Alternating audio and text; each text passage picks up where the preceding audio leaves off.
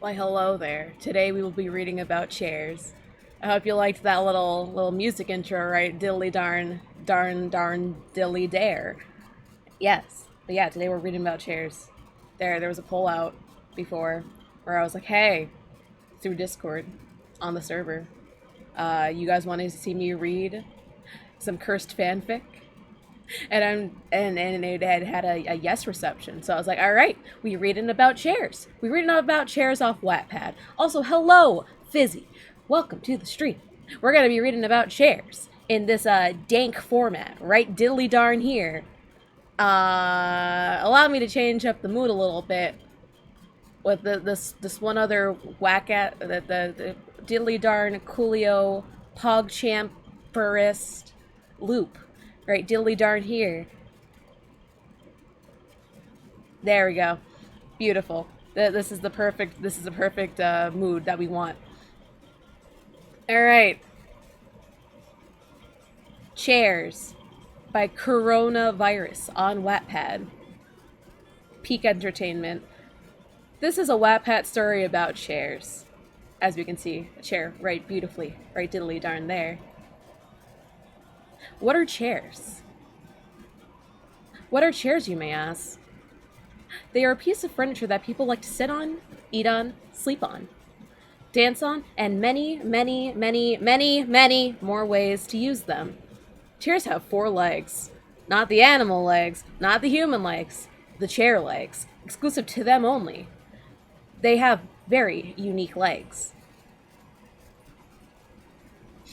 A lot of chairs. There's many different species of chairs, all varying in color, height, and shape. Here are some examples. The standard chair, Z. Man, look at that beautiful, sexy chair right there. We have the evolved version of the standard chair. An armchair. Look at that bad boy, evolved in all its glory. It has arms, but these arms can't be used to pick up things, so they are pretty useless to a chair as a living species. Now, the next chair lives in the colder region of the world, rocking chairs. Whoa. Whoa. They have ice skates on their legs to skate through ice, but they are called rocking chairs because they rock back and forth when they sleep. They also have useless arms. This is what happens when 2 chairs give birth. An abomination. You get these abominations, don't use these chairs. Now the supreme leader of chairs. This is the gaming chair, the most elite chair. Don't pick a fight with these chairs. They have lethal poison. 100 ways to use chairs. Number 1, sit on them. Number 2, eat on them. Number 3, sleep on them. Number 4, dance on them. Number 5, stub your toe on them. Number 6, smash your head on them. Number 7, tie someone up on a chair. Number 8, tie yourself up in a chair. Number 9, throw up on a chair. Number 10, kick the chair. Number 11, abuse the chair. Number 12, bully the chair. Number 13, talk to the chair. Number 14, hug the chair. Number 15, read a book to the chair. Number 16, write Wattpad stories on a chair. Number 17, throw something at the chair. Number 18, place a pet on the chair. Number 19, give someone a chair. Number 20, throw the chair out the window. Number 21, ride the chair. Number 22, paint on the chair. Number 23, draw on the chair. Number 24, give someone the chair for Christmas. Number 25, yell at the chair. Number 26, whisper to the chair. Number 27, listen to music on a chair. Number 28, plant a tree on the chair. Number 29, give the chair a walk. Number 30, embrace the chair. Number 31, become the chair. Number 32, be one with the chair. Number 33, breathe the chair.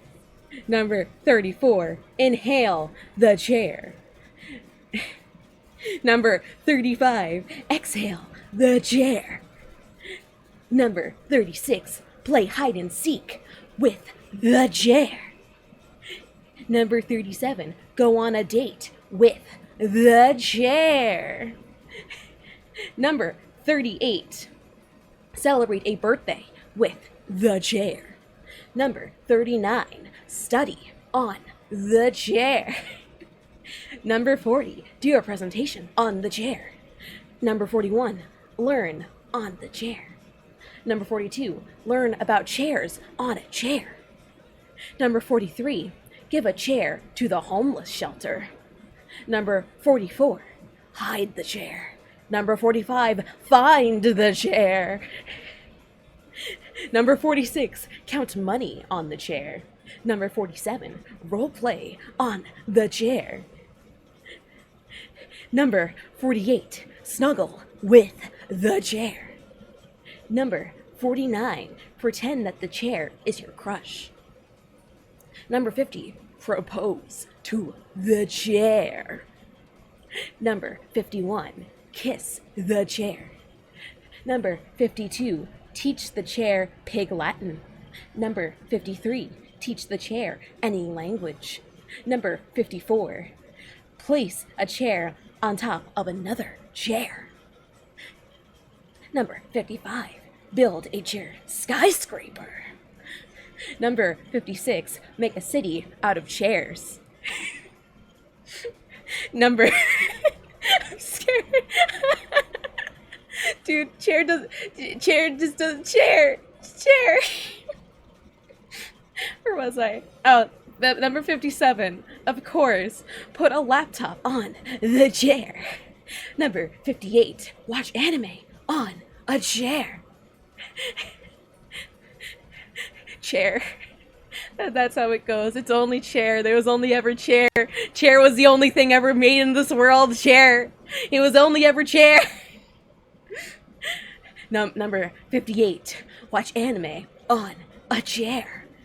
Number 59. Sit like L on a chair. Number 60. Do a tea party with the chair. Number 61, flush the chair down the toilet. Number 62, disinfect the chair. Number 63, give a speech to the chair. Number 64, force the chair to do your homework. Number 65, give the chair a present. Number 66, say I love you to the chair. Confess your feelings. Do it now. Number 67, say hello to the chair. Number 68, say anything to the chair. Number 69, do the special baby making ritual on the chair. Wink, wink, nudge, nudge. Number 70, throw the chair in the bin. Number 71, give it the coronavirus. Number 72, take the coronavirus out of it. Number 73, use the chair. Number 74, make a bonfire and celebrate with the chair. Number 75, use the chair for the bonfire. Number 76, kill the chair. Number 77, clean the chair. Number 78, tell someone to sit on a chair. Number 79, throw Santa on the chair. Number 80, daydream on the chair. Number 81, build Lego on the chair. Anyone here ever read Cat Chair in the Rye? Oh my god! I was forced to read that when still doing the younger grades of school. That was the time.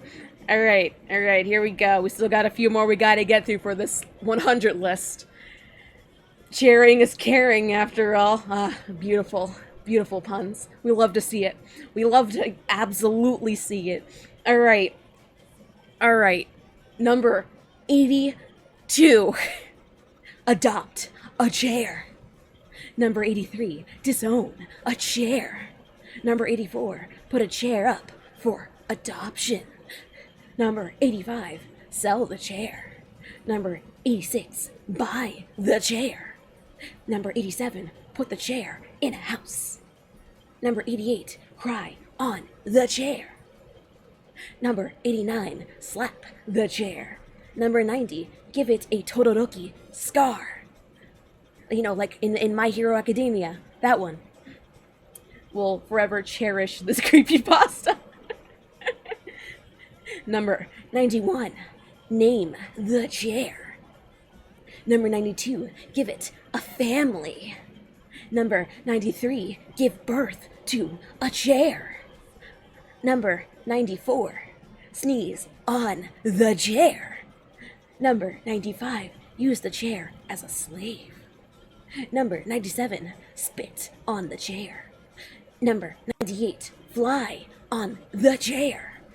Number 99. Bring the chair with you to the movies. And number 100. Show this book to the chair. And we're not even done reading yet. History of chairs. Ancient Egyptians gave birth to chairs by chopping down tree limbs and molding them into the shape of a chair. They then kill animals and skin them for their skin and make it into leather to dress the chair. You do not want to sit on a naked chair. They then put the skin on the chair to dye a chair. My best friend's actually a rocking chair. We go way back. Alright, here we go. The name chair. Why is it called a chair? I don't know. Ask Google. Or your parents. They might know. Hello. Why are you scrolling?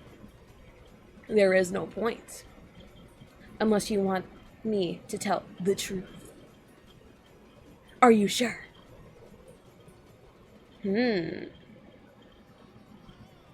Nearly there.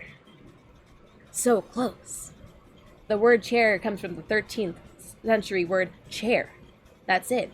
Nothing else to it. I'm scared. What makes a chair? Well, to be a chair, you need 3 things.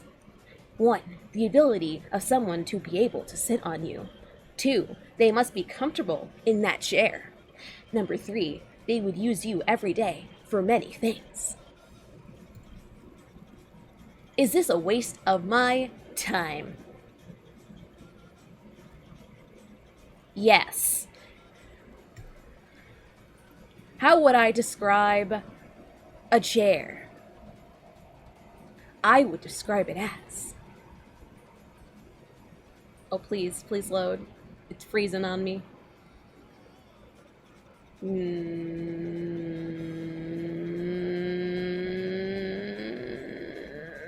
Chair. We're gonna buy chairs. You can buy them about anywhere. Online, furniture store, everything store, on the streets, Animal Crossing, and many other places. Do you think AC/DC sits on rocking chairs? Oh, 100%. 100%. They gotta. Come on. My favorite chair. My favorite chair is the froggy chair because its eyes are staring into my soul while I do daily things. Diagram. Here we have the diagram of a chair.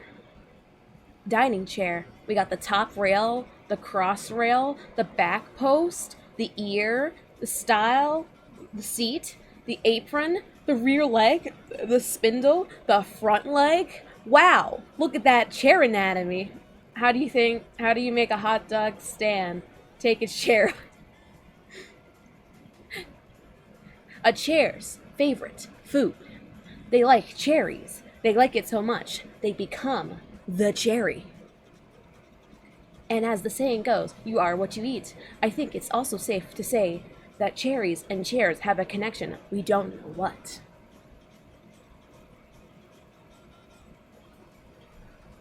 A chair's favorite anime. Chairs love Rampo Titan, game of Lapis, because of one reason. Chairs. Ah!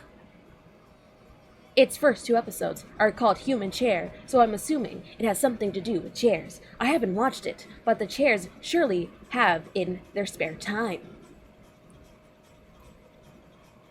How to keep your chair healthy. To keep your chair healthy and happy, follow these steps. That's just the cherry on top. Absolutely on fire. To keep your chair healthy and happy, follow these steps. 1. Feed your chair every day and make sure it has a good diet. Diet includes cherries. Number 2. Clean your chair regularly. It can get dirty quickly. 3. Make sure it has enough room to grow and move around. Chairs need freedom, you know. Number 4. Talk to your chair. Chairs don't like loneliness. Number 5. Play with your chair. If you don't like boredom, neither will your chair. Chairs around the world.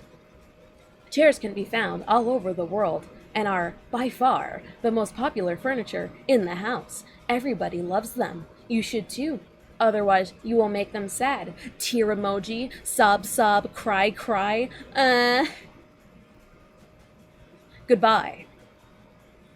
How do you console a recliner? Tell them, chair up, sweetheart. All right. The story of chairs has come to an end. Please keep your chairs healthy and happy until you die. Please, chairs have feelings too. We did it. We read about chairs, and it took a whole 19 minutes. Now let's see. What do we got down here? Shrek X SpongeBob. You're Inside of Me, Donald Trump X COVID. Man, what could we pop? You know what? Let's read Shrek X SpongeBob. Why not? I mainly wanted to read the chair one, but now let's actually get to something actually cursed. Delicious Shrek X SpongeBob. 100% my best creation, Shrek X SpongeBob. They are together forever. Please, no one dies. Inspired by... Yeah, alright, here we go. Here we go. It's time. It's time. Shrek X SpongeBob, this is it. Only the best. Table of contents. It's time. The beginning. Love struck. Almost there. Oofer gang. Oofer gang. Oofer gang. Thank you, y'all, Thanks. The finest literature. Alright, here we go. It's time. Ah, this is absolutely beautiful. I love this image on the top that's just 69. Look at that beauty. It's time. Once there was a man, no scratch that, an ogre. His name was Shrek. He was in love with SpongeBob. SpongeBob sadly did not know, for he was stuck in his pineapple. Will Shrek save SpongeBob? Wait to find out. The beginning. Shrek found SpongeBob's pineapple, where he lives in the show. Shrek saved SpongeBob from his tower, Pineapple, and they were happy forever. Or were they? Obi came and stole SpongeBob's heart. Dun dun dun! Love struck. Ubi and SpongeBob got married and had a great life. Shrek, however, was lonely and sad, so one day he decided to win back SpongeBob's heart. So Shrek went to Ubi and SpongeBob's house. Shrek knocked on the door, and Ubi answered. Shrek, please save the princess in the pineapple. So Shrek went to Ubi and SpongeBob's house. Shrek knocked on the door, and Ubi answered. Shrek instantly fell in love. SpongeBob, seeing Shrek once again after years, felt a sudden anger toward Shrek. Will Shrek get with Ubi? Will SpongeBob act on his anger? Find out soon. Almost there. SpongeBob randomly made up with Shrek. Shrek was still in love with Ubi, though. SpongeBob cried and cried for days. Shrek eventually fell out of love with Ubi when they kissed a chicken nugget. SpongeBob was overjoyed, and he kicked Ubi for making Shrek sad. But Ubi's younger sister, Uma, got angry, so she devised an evil plan. Her plan fell short, though, as she was only a kid. Word count, 69, not including the word count little text right there. Oofer gang, oofer gang, oofer gang. Shrek and SpongeBob got married. Only one child named Barry B. Benson. Uma and Ubi went home to find they had been robbed. So sad, poor kids. So they went outside to find Shrek and SpongeBob. And Shrek and SpongeBob went outside for some unknown reason. They met up with Uma and Ubi. Uma and Ubi shanked Shrek and SpongeBob, for they had nothing left. All of a sudden, a giant water bottle came from the sky and killed Uma, Ubi, SpongeBob, and Shrek. Plot Twizzler. Wizard Squidward came out from behind a tree and said, "So glad that drama's over." But Barry B. Benson was still alive and witnessed the whole thing. On that day, he swore, "I swear I will avenge you, parents. I love you." To be continued in the next book. Alright, they said it would be continued in the next book, so let's see. SpongeBob x Shrek, Part 2. It's time. It's time to continue it. Back again, author's note.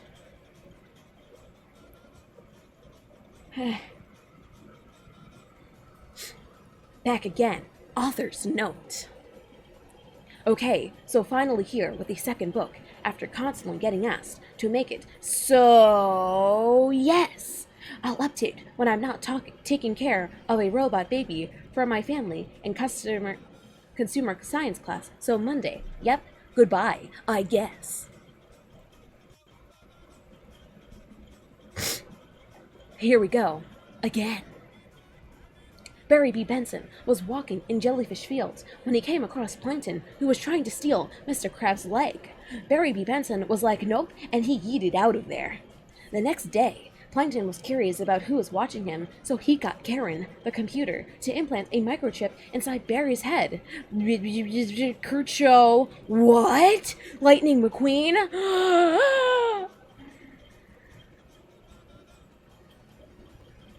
Ah, to be continued. No! What else does this person have? What other cursed stuff? My Shizzle, Bill Nye x Miss Frizzle. Worm on a string. You know what? Worm on a string. Worm on a string. A day in my life. My life. Hello, I'm just your average worm on a string, and this is my life. I wake up to the sound of my alarm clock going off. I squiggle out of bed and I turn it off by pressing the big button on the side. Time for another great day. I think to myself enthusiastically. I magically make my way down the stairs and into the kitchen where I grab a bowl, cereal, and some milk. I put the bowl down on the table somehow. Then I poured a bit of cereal into the bowl and then the milk. After I did this, I put away the cereal and milk. Then I grabbed a spoon. I ate my cereal, occasionally humming to myself. I can't wait to have fun today. I washed my dishes when I was done eating. Then I wormed my way upstairs again. I got in the shower and got clean. It was a pretty steamy shower since I hate getting cold. I turned off the water and I got out, then grabbed a towel since I don't want to be a soggy worm. When I was all dry and fuzzy again, I looked in the mirror. How should I style my string today? Not sure. I decided to leave my string alone today and not curl it like I usually do. I squiggled downstairs again and sat down on my couch to watch some TV. Today's going to be a good day. I can feel it. When I got bored of the TV, I decided to grab my ukulele and play some tunes on there to distract myself from this large wonder of a planet. I love to play even though I'm not very good at it. I heard my phone buzz, so I went over to check and see what it was.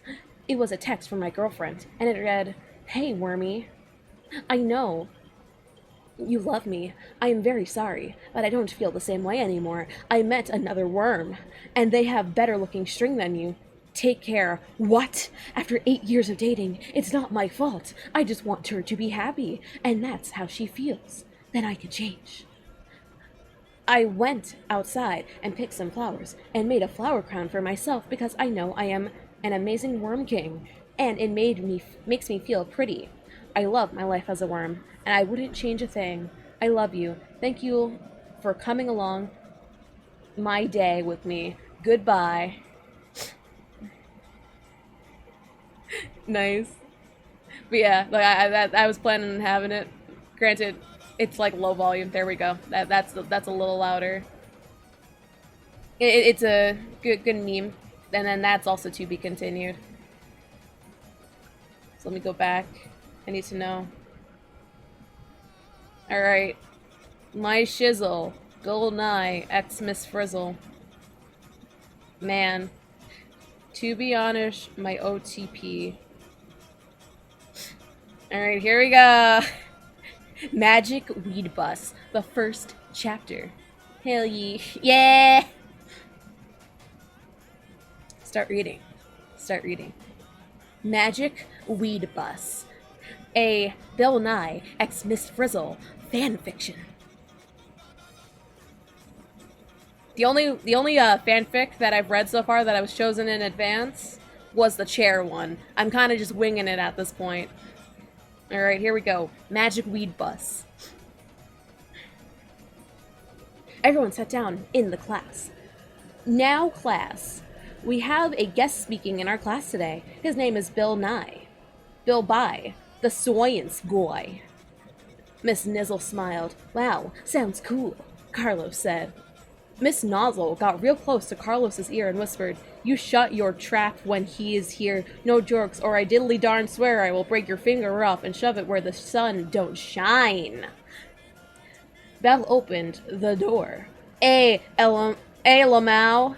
The kids kept chanting, "Bill, Bill, Bill, Bill, Bill, Bill." Belle came up to Miss Frizzy and said, "Want to go pour formaldehyde and liquid nitrogen in my beaker?" He smirked. "Yee," Frizzle said. "Phoebe, you are in charge while I am gone." "But at my old school, I don't give a fuck about what happened at your old school, your mouth breather." Miss Frizzy snapped and left with Bill. "Let's go. My volcano will erupt, baby," she purred in her ear. End the best crossover episode ever. Alright. That tutorial on how to poop. This tutorial will tell you something awesome and interesting, and you will enjoy of this adventure in the bathroom. This nozzle. Alright. Step 1, go to the bathroom. Step 2, close the door, really locked. Step 3, open the toilet. Step 4, sit down on the toilet. Step 5, do some pressure. Step 6, after that, just wait. Number 7, then when you hear the splash of the water in the toilet and you don't feel the poop in your butt, then get up and grab the toilet paper.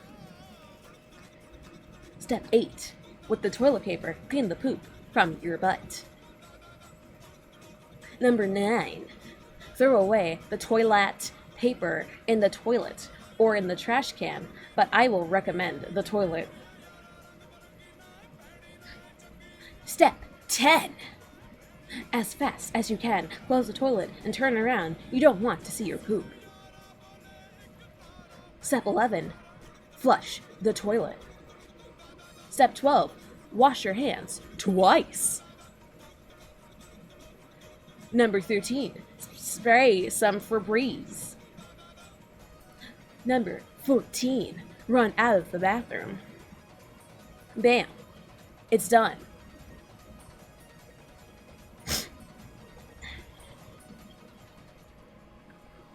Man, what an engaging story. Does this person have any more? They only had the tutorial on how to poop. I've learned so much. This is it. This is peak entertainment. I don't know what else to read. Let me go back. Let me see if I can find something else. Thank you for the wisdom.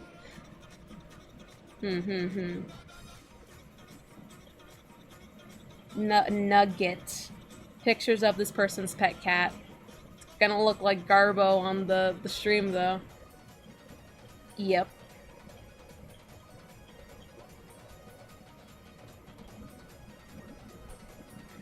Okay, so I'ma just call every chapter Nugget. Oof, Nugget's sleeping with her paw on the computer, and it looks like she fell asleep while working. It's like I'm made for the next 2 decades.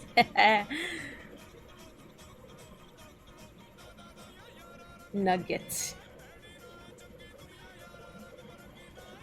Yes. cat.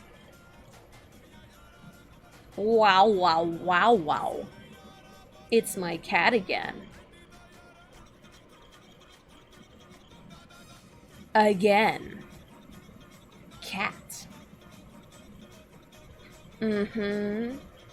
Yep. Is cat. She sleeps.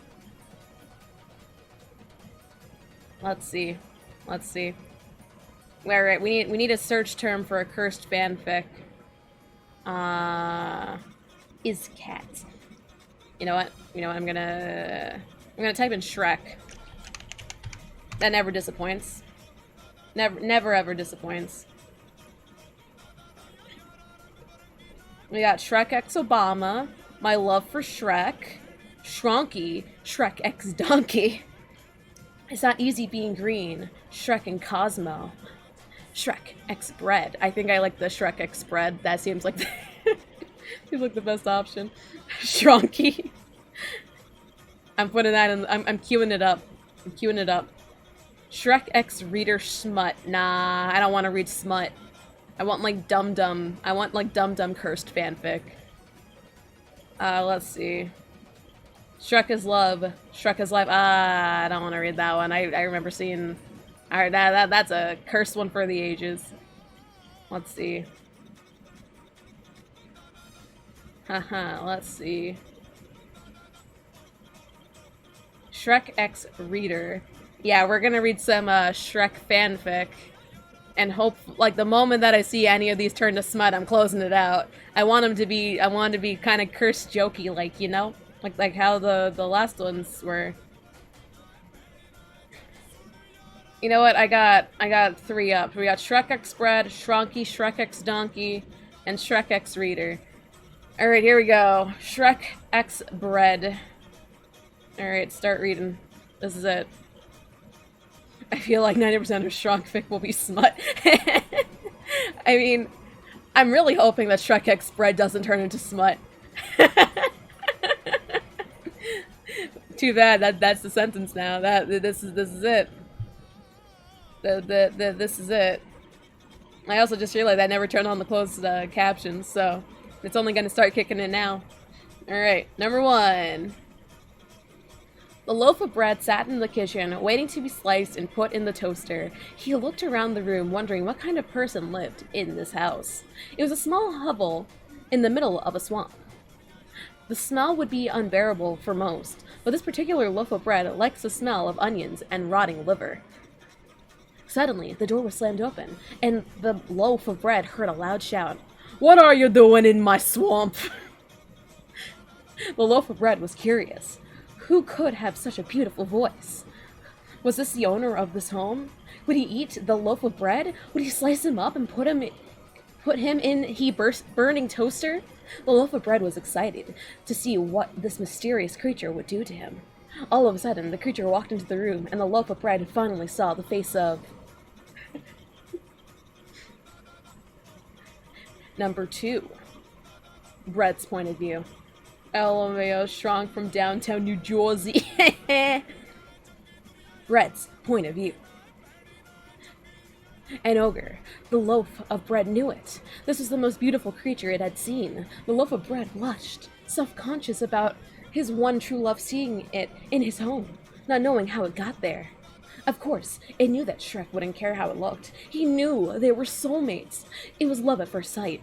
The loaf of bread couldn't help but imagine their wedding day, with all of its friends weeping, seeing the loaf of bread get married to its one true love. Stop it, the bread thought to itself. You just met him. You can't be picturing your wedding day already. But the bread couldn't help it, seeing Shrek in his fabulous wedding gown. All his friends, the croissants, the donuts, maybe even his brother Rye Bread might show up. And of course, he can't forget Shrek's family too. Donkey, Puss in Boots, and his slutty ex-wife Fiona. It would be perfect. Shrek would become the loaf of bread's husband, and they would live happily ever after, in the small hovel, in the swamp. Number 3. Shrek's point of view. Shrek was pissed off. He had spent all day trying to get Lord Farquaad to leave him alone. I wasn't ready for this.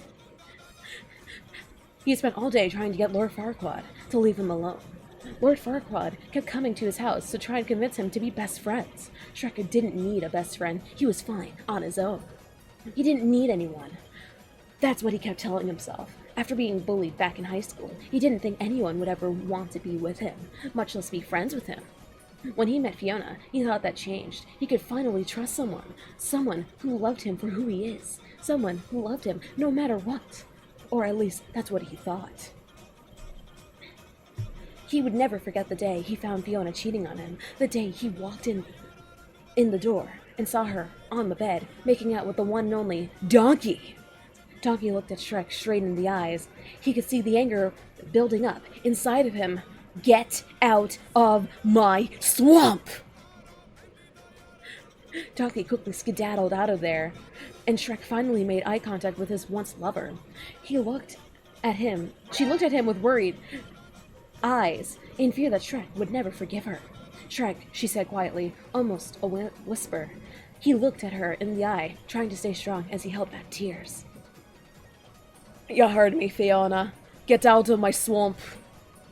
She slowly made her way to the door and looked back at him a final time before leaving. Shrek sat down in a chair and finally let the tears roll down his face. He would never forget how he felt in that moment. And he sure as hell would never forgive her for what she did. Now that he was living on his own, with no ring on his left hand, he was lonely. Sometimes he wishes that he had forgiven her. Granted, she was a hoe, and they were happy together. They could have a tiny ogre children playing in the swamp together, and someday they would have children, making Shrek a grandfather. Trying to get the thought of his slutty ex-wife out of his mind, he went to the kitchen to make some food. Little did he know, his life was about to change for the better. When he stepped into the kitchen, he finally saw it, the inanimate object that would change his life. Shrek ran over to the loaf of bread he didn't remember putting there. Did this bread break into his house? Was it a blessing from God? Whatever it was, Shrek was moved by the loaf of bread. He could already tell they were soulmates. Get out of me, swamp. Oh no. Warning, very graphic content. Do not read if you're under the age of 18. Oh man. Oh boy. I guess this is gonna get steamy. I'm gonna read as much of it as possible, but I'm gonna skip over words and stuff that are get a little bit too steamy. If you know what I mean. They loaf each other. Can get out of me swamp via channel point. You know what? You know what? I can make it a channel point thing, and it's just like it redeems it. So I just have to say, "Get out of me, swamp." All right, this is gonna be real bad. Let me make a note for myself. I'm gonna make a note for myself so I don't forget to make the "get out of me, swamp."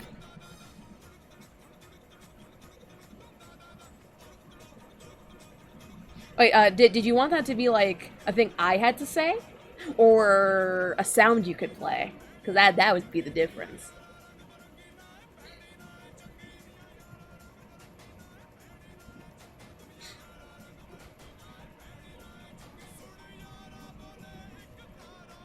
Okay, okay. Okay. Alright, I'm gonna make it be a thing I gotta say. Alright. I have now made a note. I will do that after stream. I'll make that a button. Alright. Again, this says, warning, very graphic content. Please do not read if under 18. So we're gonna read it anyway. But we're gonna read, to an extent. Alright. The bread. Alright, third person, point of view.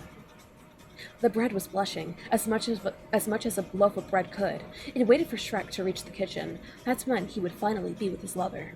When Shrek reached the kitchen, he looked at the loaf of bread straight in the eyes as he opened the cupboard and pulled out a toaster. Wait, I gotta skim this real quick. This seems like kinda dumb. Which is, you know, that's what I'm aiming for. But I need to double check, wait.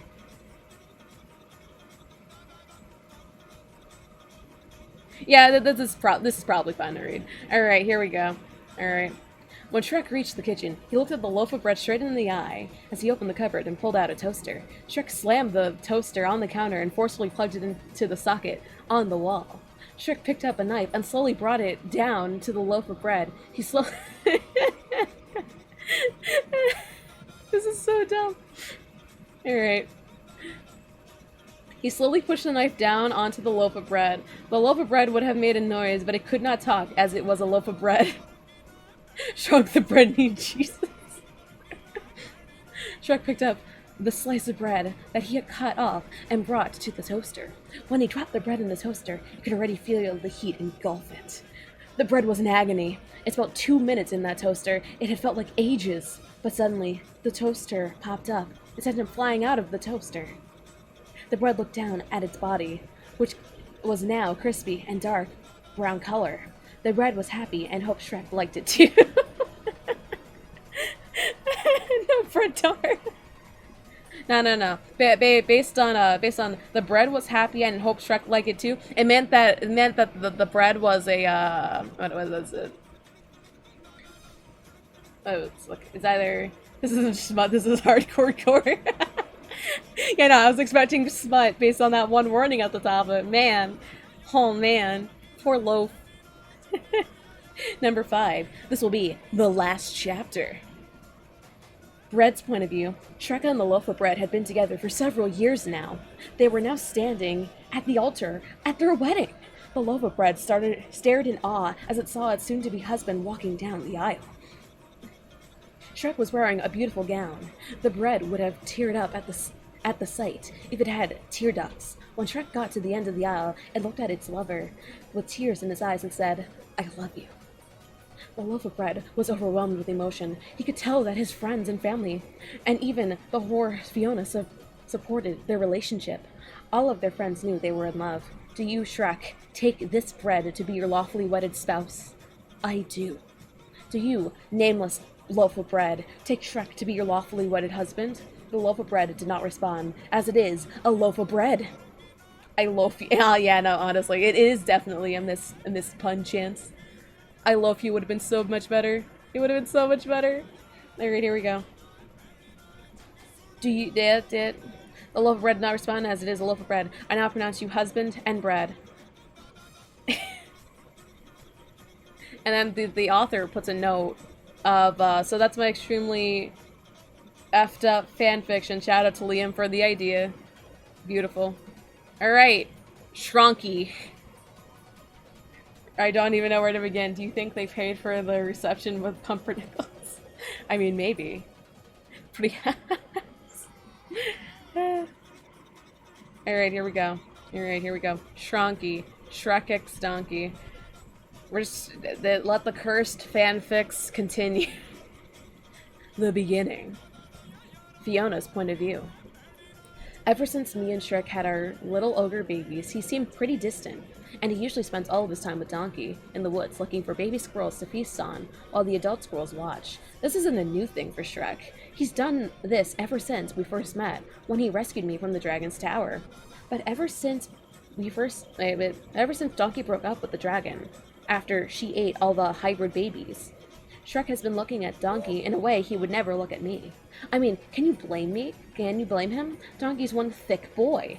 But I'm getting sidetracked. I have a feeling that Shrek and Donkey are doing something behind my back, and I'm just not sure what it is. She releases a long, depressed sigh and lowers her head. Maybe I'm just paranoid. I'm sure it's nothing. Also, I heard that gnome. I heard that goddamn gnome. Shrek's point of view. Donkey? Shrek looks at Donkeys with seductive eyes and begins to say, I think we should take our relationship to the next level. Donkey gasped and then replied with, best friends? No, Donkey, I mean more than best friends. Donkey releases a stronger and louder gasp and says, bestest best friends? Without thinking, Shrek takes Donkey to his superior ogre arms and pulls him in for a kiss, a long kiss that lasted at least a minute. After pulling away from the kiss, they looked at each other, studying each other as if they had never been something more beautiful ever in their lives before. Donkey get out of his almost. Oh, and I do say this every stream. Make sure you're staying hydrated and eating well and all that junk. Like, I'm gonna take a sip of water for myself real quick. I'm doing a lot of reading.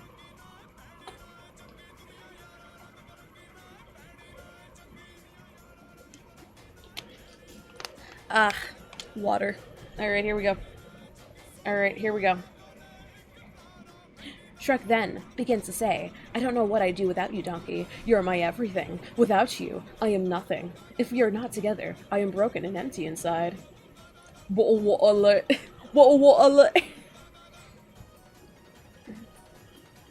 My love for you is so deep, deeper than any ocean. You make my life worth living. If we hadn't met in the woods that day, so many years ago, I don't know where I would be now. I want to spend the rest of my life with you, no matter what anyone thinks. We will be the power couple of the century. Together, we can do anything. Donkey is speechless for a moment, then replies to Shrek, what about Fiona? You're married, and you have little ogre babies. Your family needs you. But I'm not saying I don't need you. Shrek knew that. What Donkey said was right, but his heart was telling him that being with Donkey is the only way to get his own happily ever after, and he was willing to take that risk. Donkey, if we can defeat Lord Farquaad, we can defeat anything, and if it means that I have to kill Fiona and my ogre babies, then so be it. Oh, Shrek, I love you, Donkey exclaimed. Then, let's kill my family, together, then we can live in harmony. I would go anywhere in the world if that meant we could be together, Shrek. The plan. Shrek's point of view. I take Donkey by the hoof and lead him back to the swamp. Our swamp. This escalated quickly. I mean, that's usually how it is with these cursed fanfics, man. That's usually what it is. Alright, here we go. Here we go. Okay, so here's the plan. We're going to sneak in while Fiona's sleeping and slit her throat, and then we'll eat her body, and then we'll feed my ogre children to the swamp creatures. We only have one shot. of this, so we'll need to do it perfectly. I believe in you, Donkey, my love. Back in the swamp, Fiona tucks in the vile ogre children and gets ready for bed. She sleeps naked because she's a slut. At the moment, Shrek climbs through the back window and Donkey opens the door that Fiona left open. Because she's the dum-dum. Shrek signals to Donkey to go to the bedroom where Fiona should be sleeping. They make their way towards the bedroom, slowly, and open the door quietly. Fiona was there while she wasn't asleep. She wasn't alone either. She was being... Oh, this escalated really quickly. She was having the sexy times with Lord Farquaad, who Shrek thought was dead. Shrek was speechless, although he didn't love Fiona. He felt betrayed. Donkey was also speechless. "What are you doing in me wife?" he roared. Donkey shook his head in disappointment. He couldn't believe what he was seeing. Shrek, "It's not what it looks like. I can't explain," Fiona pleaded, but Shrek didn't care. He ripped Farquaad in half and threw him across the room. Meanwhile, Donkey was watching in fear, as that soon turned into arousal. Shrek turned to Fiona and said, "It's all over now," and he ripped out her heart and took a huge bite from it. It was salty and black because Fiona is an asshole that deserved to die. Shrek dropped the remaining chunk of heart that was still in his hand and turned to Donkey. Shrek dropped to his knees in despair. Donkey walked towards him slowly and began to pat his back. Shrek felt angry and sad. "Bitch deserved it," Donkey told Shrek. Shrek smiled, and then Donkey said, "Let's finish the job." They walked to the vile ogre baby's bedroom and screeched while opening the door. Shrek pulled off the blankets to reveal potatoes. Fiona must have replaced our vile babies with potatoes after she ate them. What a bitch. Fiona must have replaced... we can still feed them to the swamp creatures. Shrek smirked and then nodded his head. And so they fed the swamp creatures. E. coli. After Fiona died, Donkey moved in with Shrek, and they were living happily until they had their first argument. "Donkey!" Shrek roared. "What is it, Shrek?" Donkey asked. "You ate my onions." Shrek roared furiously.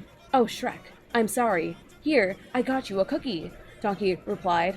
"I frickin' love cookies," Shrek said as he grabbed the gingerbread man and bit him in half. The gingerbread man gave a mighty squeal as the bottom half of his body was torn off. He began to laugh hysterically. "What's so funny?" Shrek roared at the tiny gingerbread man. "You're eating tainted meat. I rubbed myself in E. coli before I came here," he replied. "Oh no!" Shrek yelled, but it was too late. Shrek collapsed on the floor. Donkey turned around and couldn't see Shrek. Where did he go? "Shrek?" Donkey called out. He looked around when he seen something lying on the floor. "Is that a..." But Donkey was cut off by a voice, Shrek's voice, saying, "Oh no, E. coli turned me..."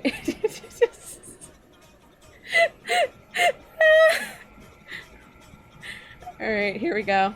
"Is that a..." But Donkey was cut off by a voice, Shrek's voice, saying, "Oh no, E. coli turns ogres into pickles. In pickle Shrek, Donkey, pickle Shrek," Shrek roared. "Oh my," was all Donkey could say as he walked over to Shrek and swallowed him whole. Later on, he shit him out as an ogre again. Yandere, Shrek. Oh no, here we go. After the traumatic event of having to be shat out by Donkey, Shrek thought he needed a vacation so he could just relax and recover. That was like the Rickroll. Pickle Shrek! Donkey said he would mind. Wait. After the traumatic event of having to be shat out by Donkey, Shrek thought he needed a vacation so he could relax and recover. Donkey said he would mind the swamp and make sure no one invaded it. Shrek trusted Donkey with his life and his swamp, which was his life. Shrek decided to go to Japan so he could fulfill his dreams of being a kawaii anime girl. Shrek visited Yonagasai to get some tips on how to be kawaii as fuck. Literally kill anyone that gives your senpai a second glance, and then kill your senpai, cause why not? Yuno told Shrek. Fascinating. What else should I keep in mind? Shrek wondered. Make sure to stalk your senpai and don't let him look and speak to anyone except you, other than you're pretty much good to go, Yuno answered. Thank you, Queen, Shrek said before leaving Yuno to finish burying some bodies she had recently murdered. Shrek went to the nearest drug dealer he could find and bought some knives and drugs while he was at it, and set off to find some victims to practice murdering. Shrek found some chickens, sexy chickens, and he was going to kill them, but they told him to fuck off. So he did. Shrek continued on his search to find a victim. Shrek searched sewers, fields, and cities for the perfect person to slaughter, when finally he realized the person he wanted to kill most of all was Shrekira, Shrek's older, most beloved brother. He had always envied his brother and wanted to get revenge because he stole all of the love that his parents gave to him. The plan would be easy. Shrek would fly to Mexico and murder his Shreksy brother. Shrek would be the happiest man alive. Shrek got the first flight to Mexico to see his brother and to finish what he should have done many years ago. Shrek found his brother easily. He lived in a mansion and had 3 Lamborghinis and 3 G-Wagons, all in different shades of green. Lucky son of a bitch, Shrek thought to himself. Shrek flew through an open window. All of those years of hardcore parkour came in handy. He ran Naruto style down the halls. He heard someone playing the piano. That must be him, Shrek thought. As Shrek got closer, he recognized the song that was being played. It was All-Star by Smash Mouth, Shrek's favorite song. Shrek refused to believe that he had something in common with this dingus. Shrek opened the door to a large, empty room. The room was completely empty, except for a grand piano in the middle of the room. The person playing the piano wasn't there, though. Shrek walked to the piano and examined it. It was green. Suddenly, Shrek was knocked out. To be continued. Ho ho, it seems like there's already the next part. The epic reunion. It's Shrek's sister, Shrekira. Yep. Shrek woke up in an empty room. He was tied to a chair. He looked around and he regained consciousness. As he regained consciousness, Shrek used his razor-sharp toenails to cut the rope that tied him to the chair. Shrekira, I know you're there, Shrek called out. Loud, thunder-like footsteps came thumping towards the room Shrek was in. Shrek got into a Nina-style pose and got ready to attack. The door opened and to Shrek's surprise, it wasn't Shrekira. It was someone much worse. It was Jesus! Jesus was Shrek's ex-fiancée. They broke up because Jesus took the last slice of pizza, which was a serious felony. Shrek was shocked to see Jesus. Although he hates his guts, it brought back some happy memories. It's been a while, my dear Shrek, Jesus said with a sinister, seductive grin. This just seems like an exercise in cramming as many Mewtwo short stories as possible. Yep, I mean, that's basically what it seems like. Let's see. Why did you kidnap my Jesus? Shrek asked, while blushing. I didn't kidnap you. I'm just taking back what is rightfully mine, Jesus replied as he reached out a hand to Shrek. Be mine again, Shrek. I'll never hurt you again. I've learned my lesson and I love you, my dear. Shrek felt so happy to hear those words come from Jesus' mouth. All he wanted to do was leap into Jesus' arms and kiss him 1,000,000 times, but then Shrek thought back to Donkey. Donkey was everything he'd ever dreamt of. He was always there for him through thick and thin, and he never left his side. He loved Donkey, and he wasn't ready to give up his happiness. Shrek slaps Jesus' hand and takes a step back. I've met someone else, Jesus. Someone who makes me happy. He's always been the one for me, and I love him with all my heart, Shrek says. Shrek smiled. When he thought about Donkey, he knew in his heart he was making the right decision. I didn't want to have to do this, Jesus said as he takes out a small control panel with many small buttons on it.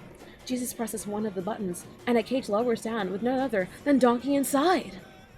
Shrek! Donkey yelps as he struggles to get out. Let him go, Jesus! Shrek tells furiously. Jesus' expression started to change very quickly, and now he has demon wings and a demonic voice. Why don't you love me, Shrek? I love you and I will do anything to make sure you love me too. Jesus screams as he goes to attack Donkey. Shrek parkour jumps up the wall and I think kicks Jesus to the ground, causing Jesus to drop the control panel. Shrek pounces towards the control panel and lowers the cage Donkey's in. He kicks open the cage and it opens. Shrek hugged Donkey quickly and then yells at him to leave so he doesn't get hurt. Why are you protecting him, Shrek? He will never love you like I do. No one will ever be able to overcome the love I have for you, Jesus says, crying. Jesus hit me up, I can read. You're wrong, Jesus. The love Donkey and I share is compassionate, beyond words. No one understands me like Donkey. Also, Donkey isn't a desperate little bitch like you, Shrek replies as he walks towards the door. He turns to give Jesus one last look. Beige saying, the fighting is all over now. Let me live with my one true love. If you love me, you'll let me be happy. Shrek turns around and leaves slamming the door behind him. We never saw Jesus again because he killed himself. Jesus Christ. And there's still more! Pregnant? It was a week after the Jesus incident that Shrek and Donkey were now in their beloved swamp. Shrek in the kitchen, munching on some onions, when Donkey walks in. Shrek, Donkey says shyly. Yes, Donkey? Shrek asks as he sets down the onion he had been nibbling at. I have to tell you something, Donkey said, hiding something behind his back. Donkey took the object that he had been hiding behind his back and showed it to Shrek. It was a...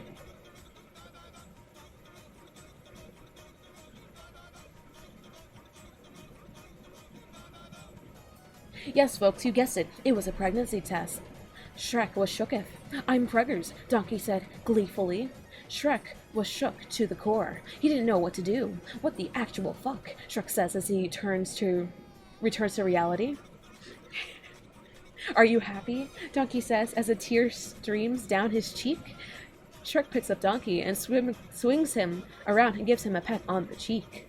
That's amazing, Donkey, Shrek says as he sets Donkey down. I'm going to be a father to a child I actually love. I love you, Shrek, Donkey said. I love you too, Sham, Shrek says as he pulls Donkey in for a kiss.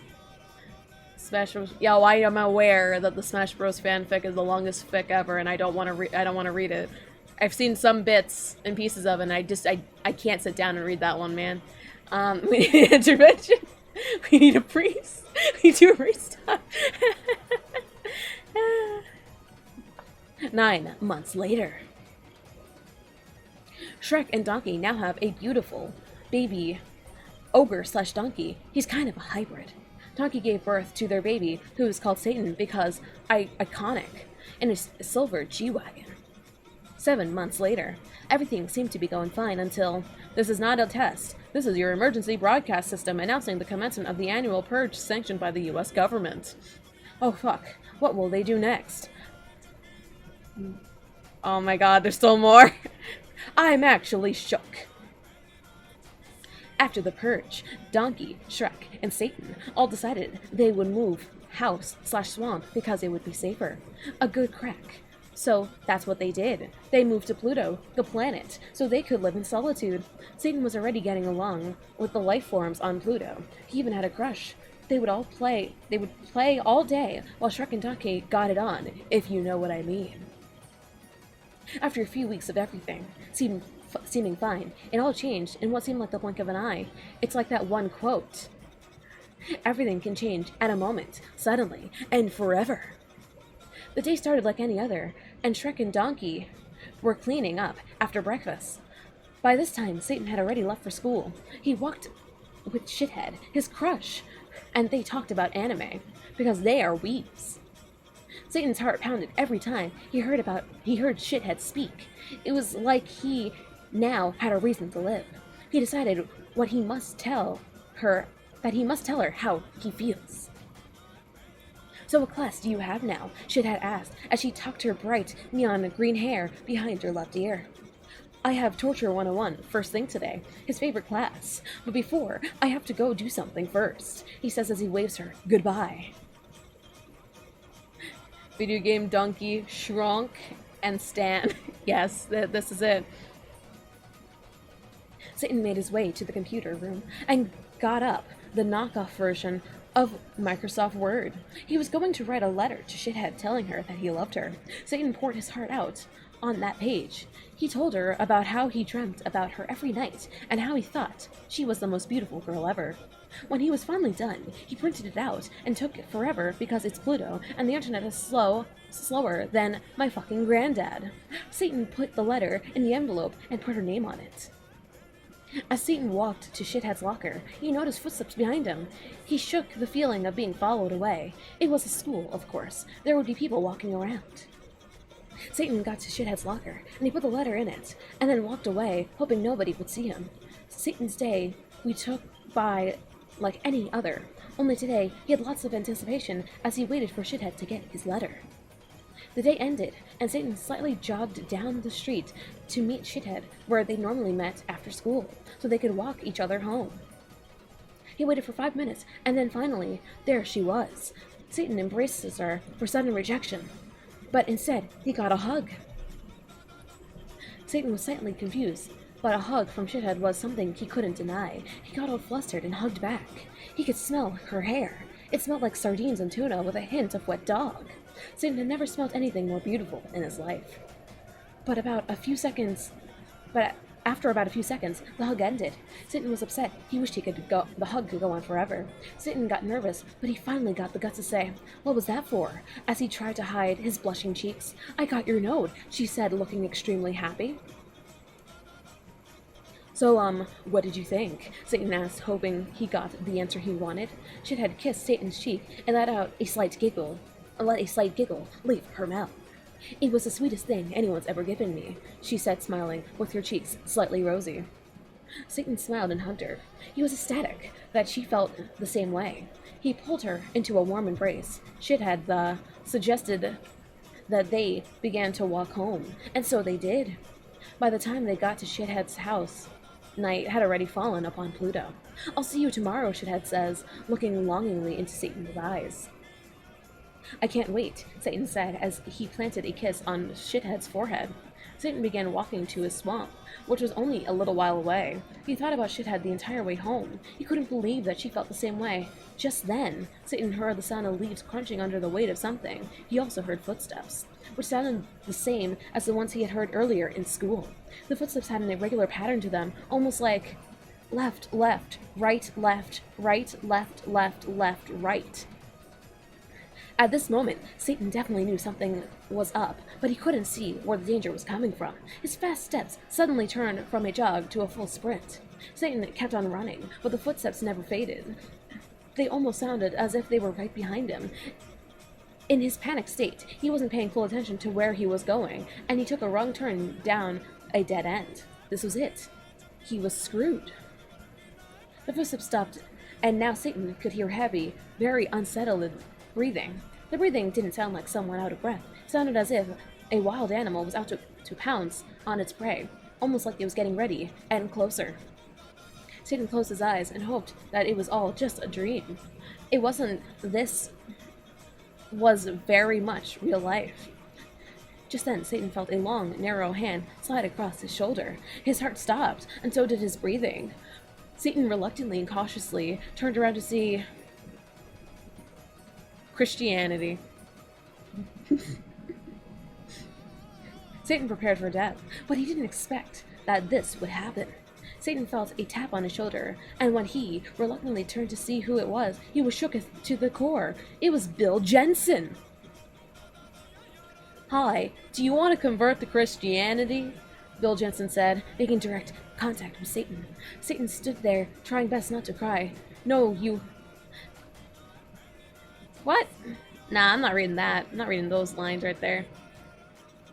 Bill Jensen's eyes grew wider, and he screeched a mighty roar.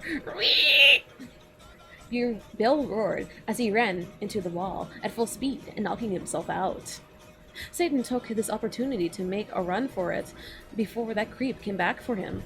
He finally got home and ran to his room, locking the door behind him. He hopped onto his bed and cried himself to sleep. Well, that was crazy. Downstairs, Shrek and Donkey were making babies when they heard a knock on the door. Donkey went to answer the door and immediately regretted his decision. It had been around a minute since Donkey had gotten back, and Shrek was starting to get suspicious. He went to go check and found a note on the door that read, "Your son was mean to me. I want an apology," and it was signed off with an address and date. Shrek ran to Satan's room and smacked him out of bed. Satan woke up and shit himself, the usual routine. Shrek explained what had happened, and Satan knew exactly what he had to do. Edgy.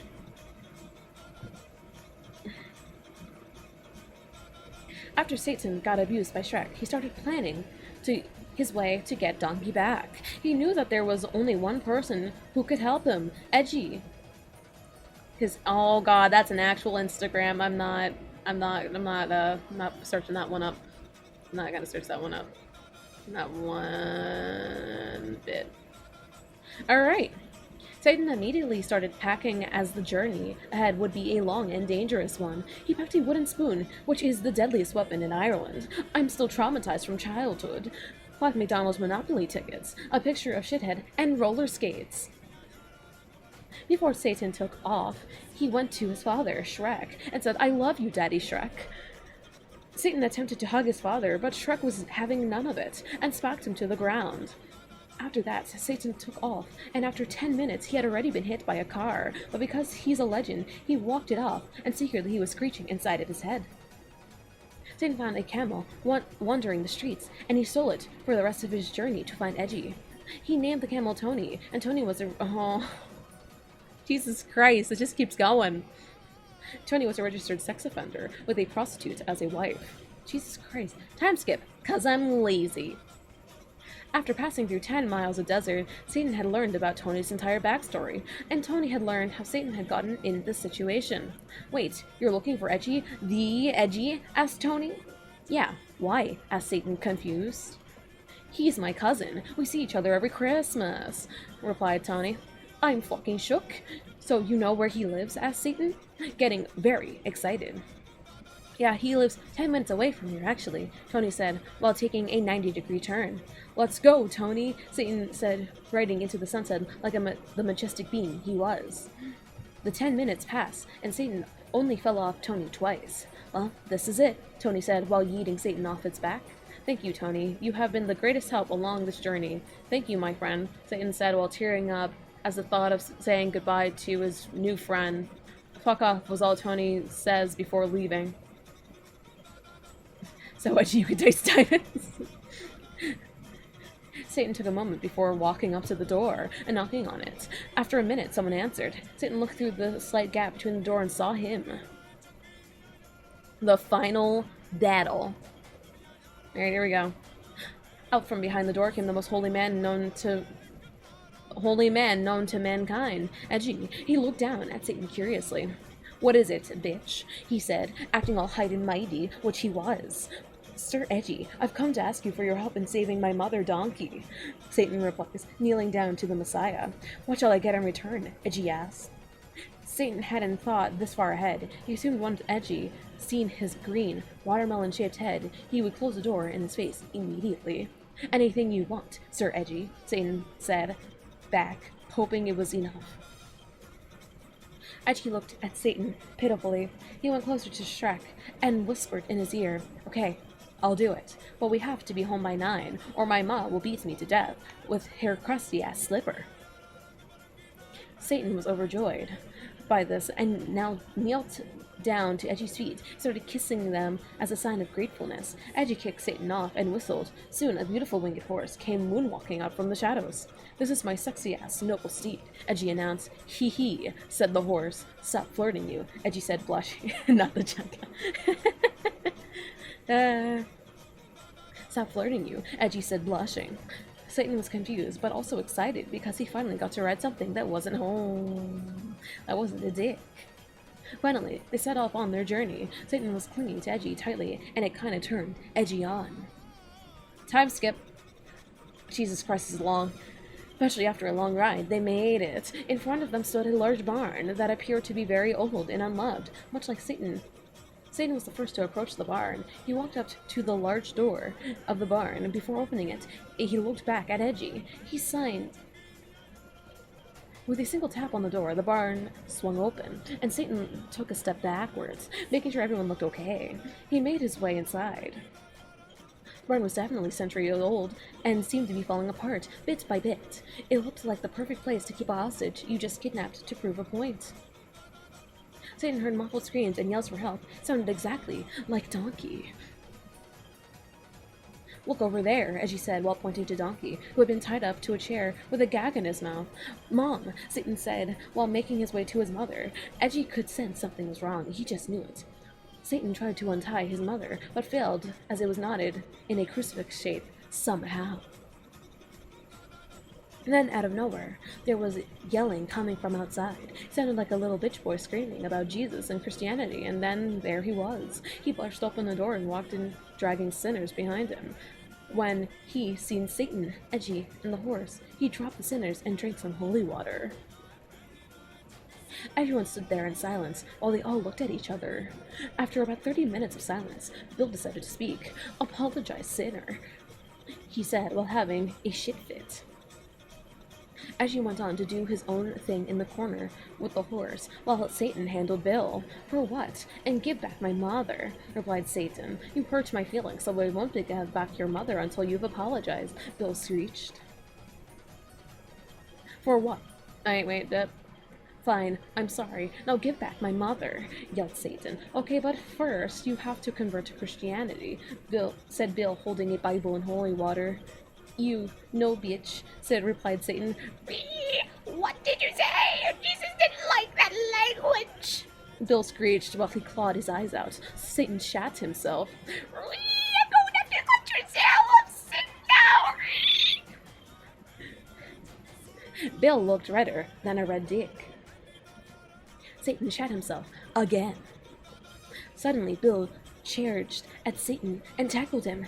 They rolled on the floor, fighting as Satan's shit was beginning smearing everywhere. They didn't notice that Edgy, while they were distracted, had set Donkey free. Donkey immediately ran to Bill and said, "Die, motherfucker," and bit off Bill's head. "Mom, what the fuck?" Satan asked as he tried cleaning off some of the shit. "I'm sorry you had to see that, son," replied Donkey. They both laughed, and Edgy and the horse both joined in. Now only one person was missing: Shrek. Suddenly, a mighty green angel fell from the heavens. The room filled with the scent of onions. Both Satan and Donkey shed many tears because it was a beautiful moment, and because the onion fumes were burning their nostrils and eyes. Shrek landed peacefully on the ground and ran to his family, engulfing them in a big hug. "Donkey, my love," Shrek yelled. "Satan, my boy." Edgy didn't want to ruin the moment, so he looked quietly on the back. "Goodbye, my friends. I'll always remember you." And with that, he was gone, never be seen or heard from again. The embrace ended, and with that, they all decided it was time to go home. Shrek whistled, and a fucking huge-ass duck flopped down and quacked at them. "Hop on," Shrek said with a smirk. And so they did. The duck flew them home to their lovely little house that they all loved so dearly. After that day, they are the duck and made duck rolls out of it. It tasted like shit, but at least it was free. Satan was happy to be home, but the only person that was on his mind at the moment, "I have to go." And with that, Satan was out the door, and Shrek and Donkey were back to the baby making. Satan ran as fast as his chubby little legs could carry him. He reached his destination, a house. He knocked on the door and came. Shithead. He pulled her into the tight hug and whispered in her ear, "I love you." He then got on one knee and pulled out a ring. The ring was gorgeous. It had to be the most beautiful ring to ever grace the universe. Shrek rang. "OMG, yes," Shithead said while jumping into Satan's arms. 5 years later. Satan and Shithead now have some vile Orgo babies of their own. One named Plug, one named Socket, and one was named Jared. Satan was happy, and so were Shrek and Donkey. They finally had the happy ending. For once, it stayed that way. The end. Wait, why is our next part if that's the end? Here we go. Ah, it's a bonus chapter. It's a bonus chapter. Alright. Here we go. After everything had settled, no more fighting, no more family feuds, no more evil exes, the family stayed down for dinner. Shrek was the first to speak. It's good to have the family together again, isn't it? He whispered to Donkey's ear while licking his lobe. Donkey screamed through the pleasure. I think, shit. Shrek immediately started looking it up, savoring.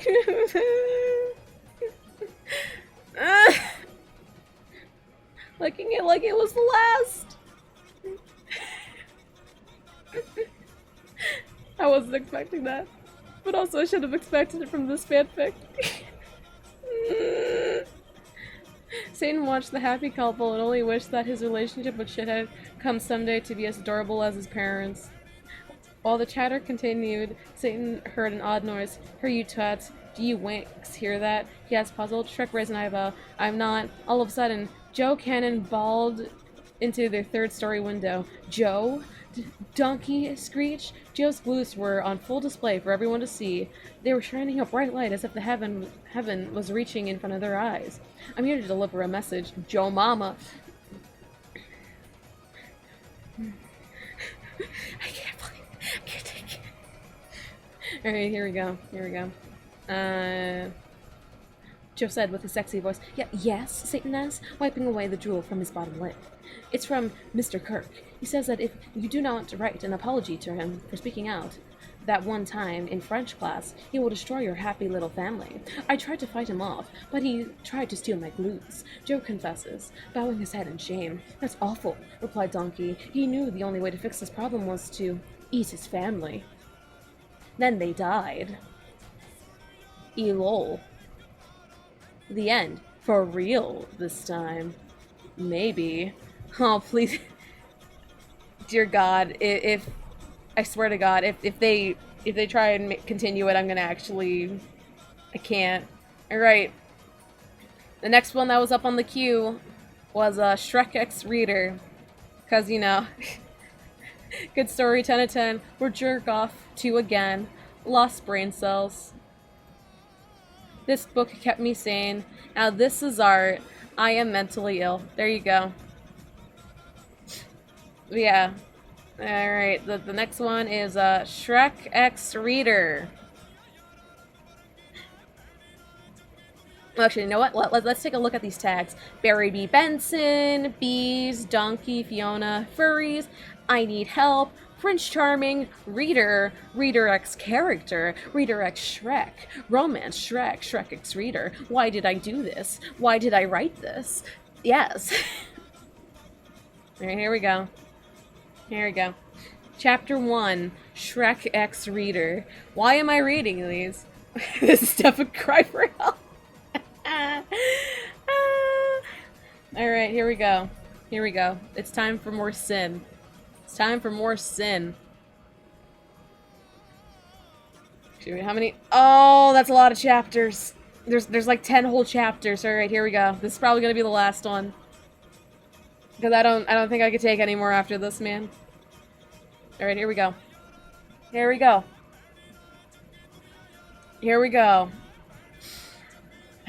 Chapter 1. Chapter 1. You may now kiss the furry bride. Oh god, that's quite a way to open it. Alright, here we go. You may now kiss the furry bride. With these words from the furry godmother, the woman in the white cat fursuit leaned forward and kissed the man in the black cat fursuit. I stood up and clapped along with the rest of the guests, but I awkwardly sat down as the newly married couple's kiss lasted for an uncomfortable period of time. Not wanting to stare, I glanced to the other side of the venue and I saw him. I didn't recognize the man, but he captured my attention within a second. Somehow, he managed to look unbelievably handsome in a large green ogre suit stuffed onto a tuxedo. I wasn't part of the furry community, but even I've never seen a suit like that. In fact, I wasn't even sure it counted as furry. Intrigued, I vowed to strike a conversation with him. Rivals called me Ishmael. Oh man, I'm gonna need to drink a little gulpy of water before I continue reading this garbo.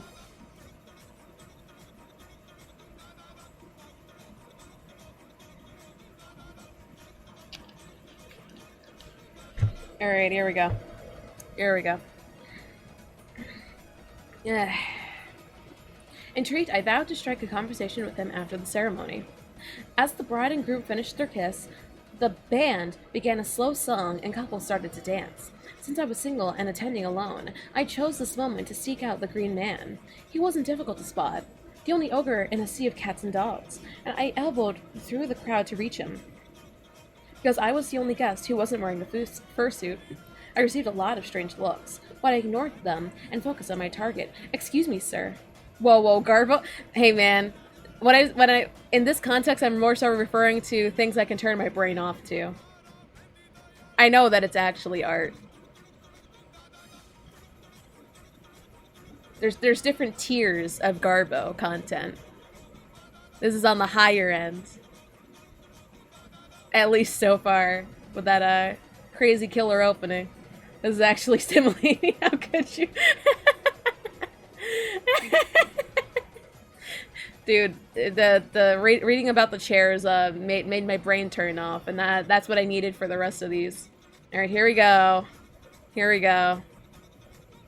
Here we go. This is quite the fanfic, but here we go.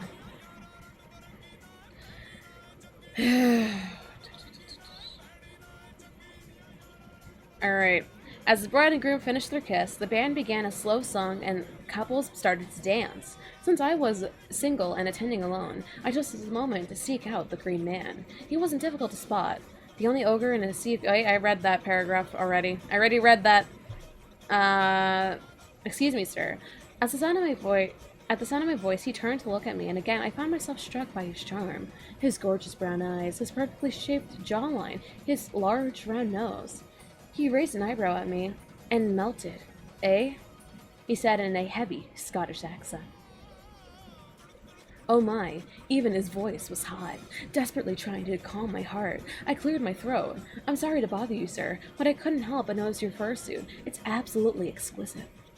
This, the man let out a roaring laugh. This ain't a suit, lady. I'm an ogre. He looked me up and down. Now what kind of suit is that? It's not a suit, I laughed. I'm human. Well, it's nice to find someone here who knows what species she is. Oi, get all me swamp drunk donkey. Alright, here we go.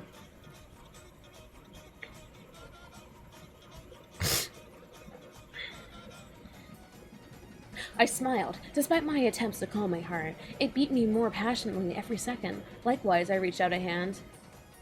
And you must be? Shrek. He spit in his hand before offering to shake mine. Our eyes met, and the world seemed to freeze around us. The music and the crowds disappeared, and Shrek and I were alone in our own world. It's nice to meet you, Shrek. I savored his name, letting it roll around on my tongue, and shook his hand. My tiny hand was swallowed by his large one. I don't believe I've ever seen you before, said Shrek. Are you a friend of the bride? Yes, I said. She's like a sister to me. You're a friend of the groom?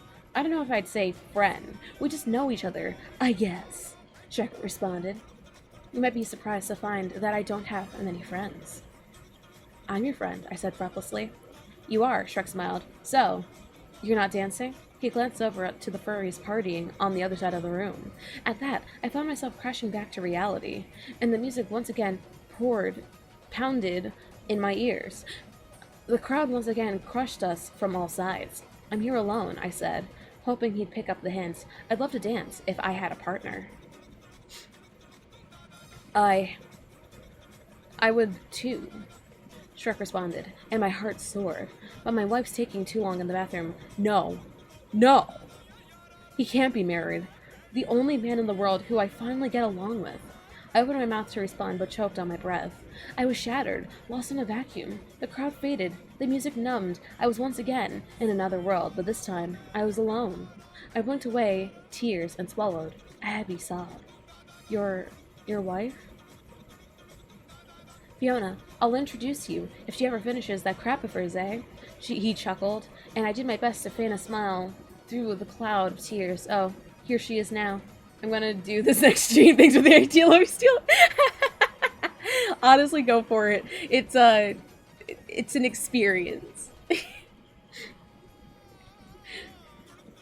A beautiful ogre lady with flowing red and with flowing red hair, a curvaceous body, and large bright eyes, was walking back from the restroom with a handsome human man. I have someone I'd like you to meet, Shrek and Fiona said simultaneously, then laughed together. You first. No, you first.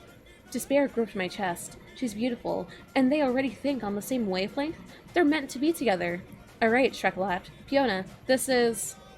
Reader. Reader? Fiona. It's nice to meet you. Fiona said in a... Oh, I don't know that word. Offering a hand for me to shake. Reluctantly, numbly, I took it, barely realizing how hard I squeezed her hand in the handshake. You too.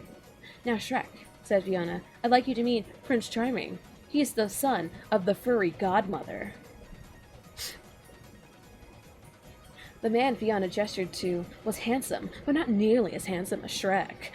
He was tall for a human, but much shorter than Shrek, with wavy blonde hair, well-defined features, and what seemed to be a perpetual frown. With that frown plastered across his face, he shook Shrek's hand while staring directly into his eyes like an animal, challenging a competitor. Oh god, furry godmother. Delighted to meet you, Shrek snorted in a voice that sounded anything but. Charmed, the prince said in a disgusted voice as he retracted his hand, wiping it delicately on a handkerchief. Anyway, would you like to dance, Fiona? Shrek grabbed Fiona's hand and pulled her towards the dance floor, clearly desperate to escape the awkward situation. Oh, here. Pulling a pen from his pocket, Shrek leaned back towards me and scrawled a phone number on my palm, in case you ever want to talk to someone who knows his species. I smiled, clutching that hand to my chest as Shrek whisked Fiona away. I felt my heart racing again. No, he's married. You can't. Goodbye, Charming, Fiona called from deep within the crowd. Charming waved a hand to her. Speaking of which, Fiona seemed awfully comfortable around Charming. She told Shrek that she was in the restroom, but she'd obviously been talking to Charming instead. Fiona wouldn't, would she? Ridiculous. Fiona's a sweet woman. You're just looking for reasons to hate her. Ooh.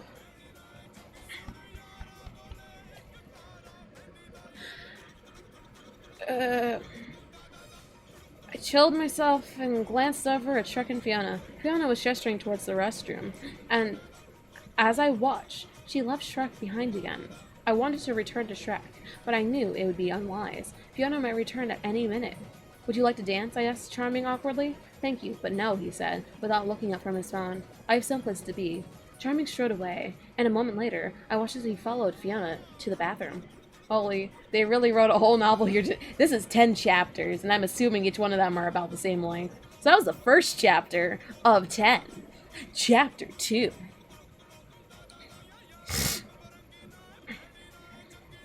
Alright, here we go. Chapter 2. Into the bathroom? Why would he follow her there? No, not follow Fiona. Was clearly meeting him there. Why would they sneak off together? Fiona had no reason to keep meeting Charming behind Shrek's back.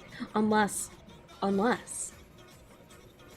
Once again, pushing through the crowd, I made my way to the restroom and slowly opened the door. At first there was nothing to see. Some fur caught on the stall doors, some suspicious stains on the floor. Almost all the stalls were empty and open.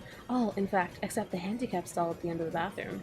There, I saw 2 pairs of shoes standing inside. I recognized Fiona's green heels and Charming's brown boots, and from the sound of whatever they were doing in there, Charming and Fiona were busy, and they were done talking.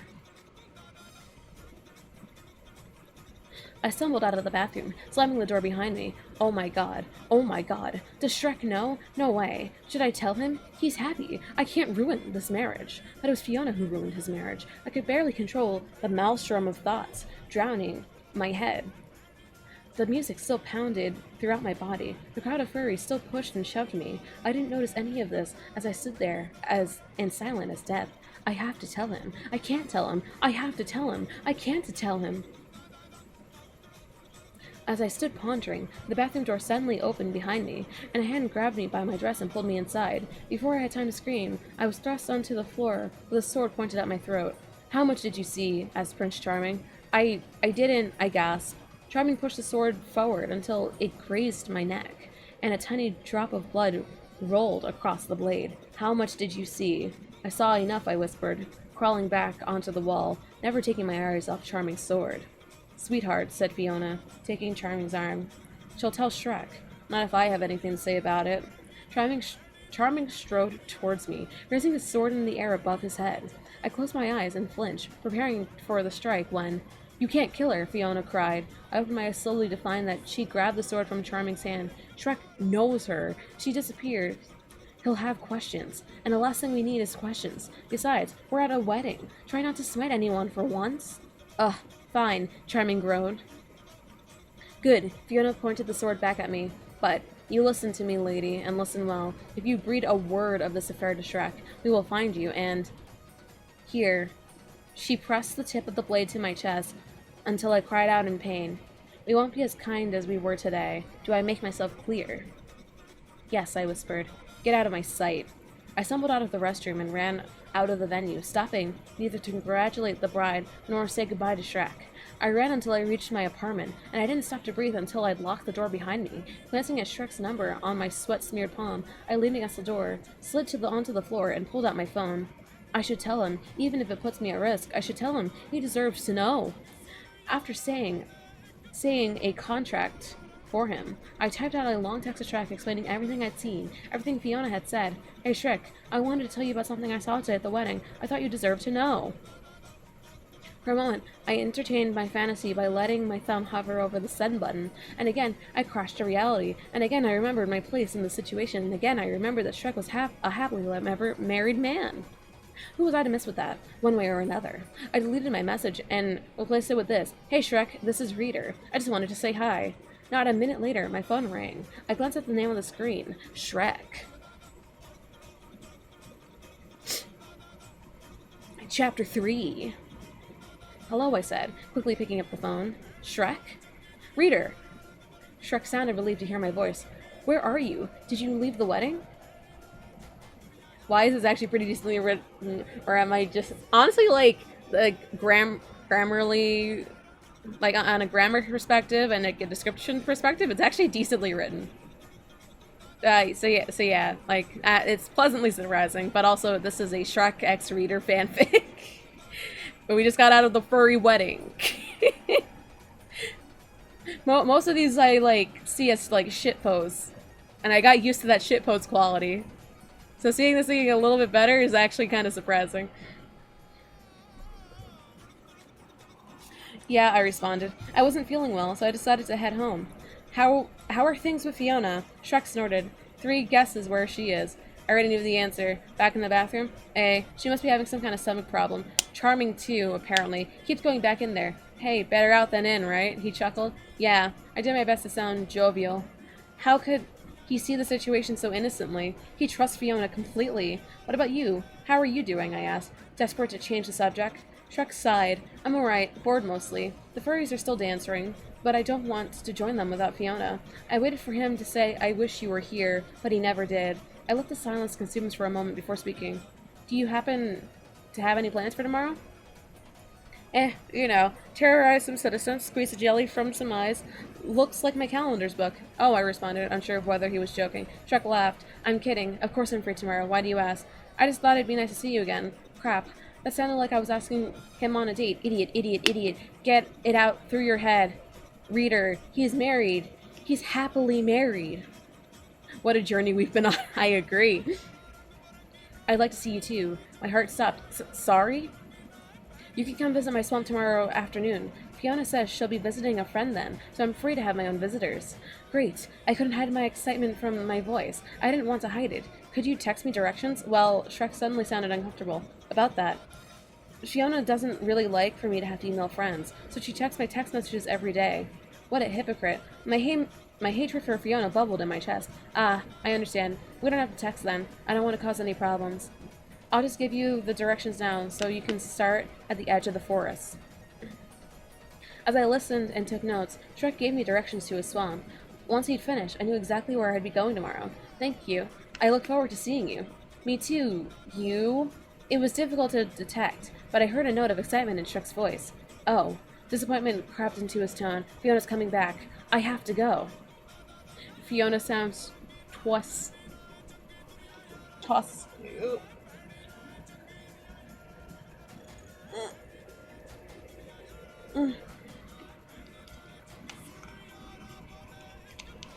Alright. Let's see. Okay, see you tomorrow.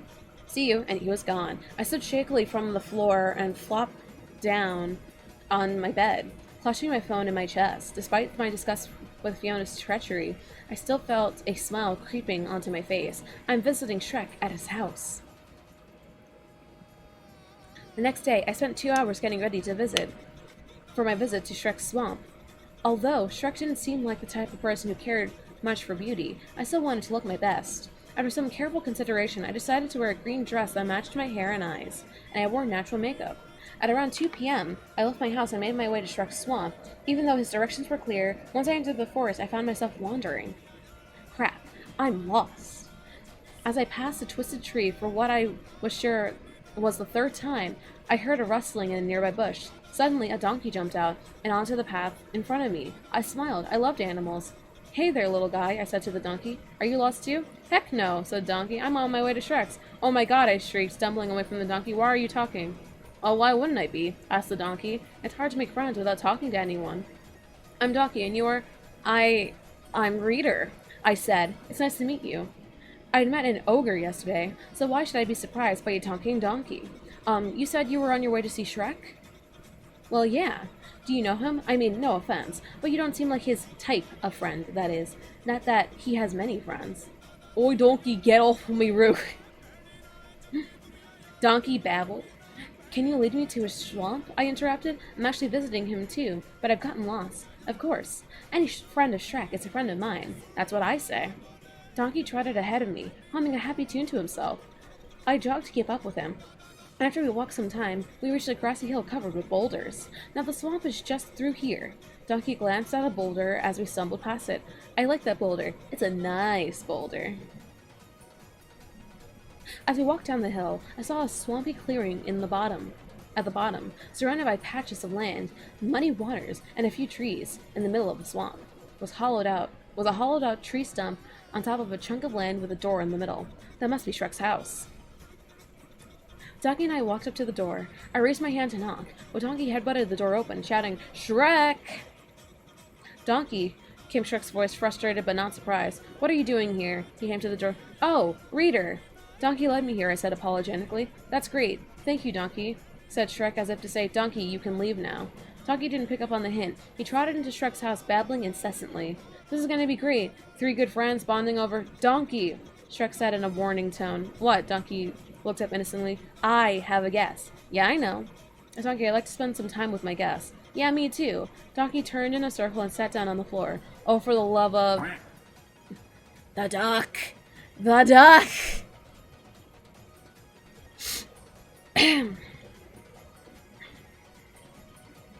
I said awkwardly from the doorway. I can come back another time? No, he'll be here then too, trust me, Shrek sighed. I'm sorry about this. Please come in. I hope you don't mind Donkey being here with us.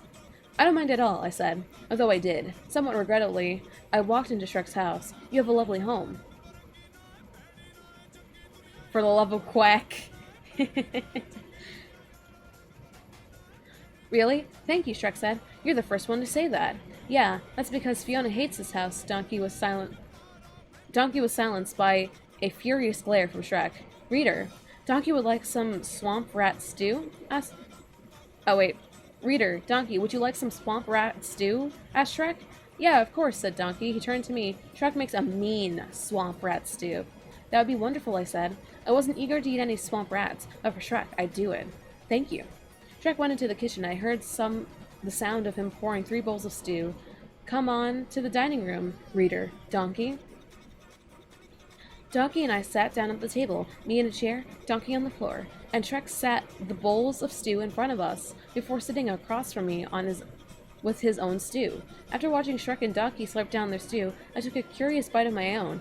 I was shocked to find it was delicious, and soon we'd all finished our bowls, and were going back for more. Thank you again, Shrek, I said. It was delicious. Oi, Donkey, get... I don't know what that one's supposed to be. Oh no, get out me swamp. That's funny, because Fiona hates, again, Donkey was silenced by a warning glance from Shrek. He made enough stew for for 2 or 3 people, I realized. Shrek made this just for my visit. My heart swelled at his generosity. Shrek, if you let me marry you, I swear I'll eat your swamp rat stew every day. Fiona didn't deserve him. Not in the least. I did. He's happily married, I reminded myself. Happily married, no matter how much I resent it, he's happy with her. He could never be as happy with me. Shrek's voice snapped back to reality. Reader, would you like a tour of my swamp? I smiled. I'd love that. Ooh. Shrek showed me every inch of his swamp. Every boulder, every tree, every muddy pond had a story of its own, and I was happy to listen to them all. By the time we'd finished, the sun was setting. Donkey had fallen asleep in Shrek's house, and Shrek and I, alone in the evening air, sat together on the hill overlooking the swamp. Today was so much fun, I said. Thank you for having me. Of course, said Shrek. Fiona's gone a lot these days, but seeing her friends and all, so it does get lonely in the swamp sometimes. You're always welcome to come back, that is, when Fiona isn't here. I understand, I responded. Thank you. I hated to say this, I think I should head home before it gets dark. E-I-E-I-E-I-O. Donkey, get out me swamp. Something.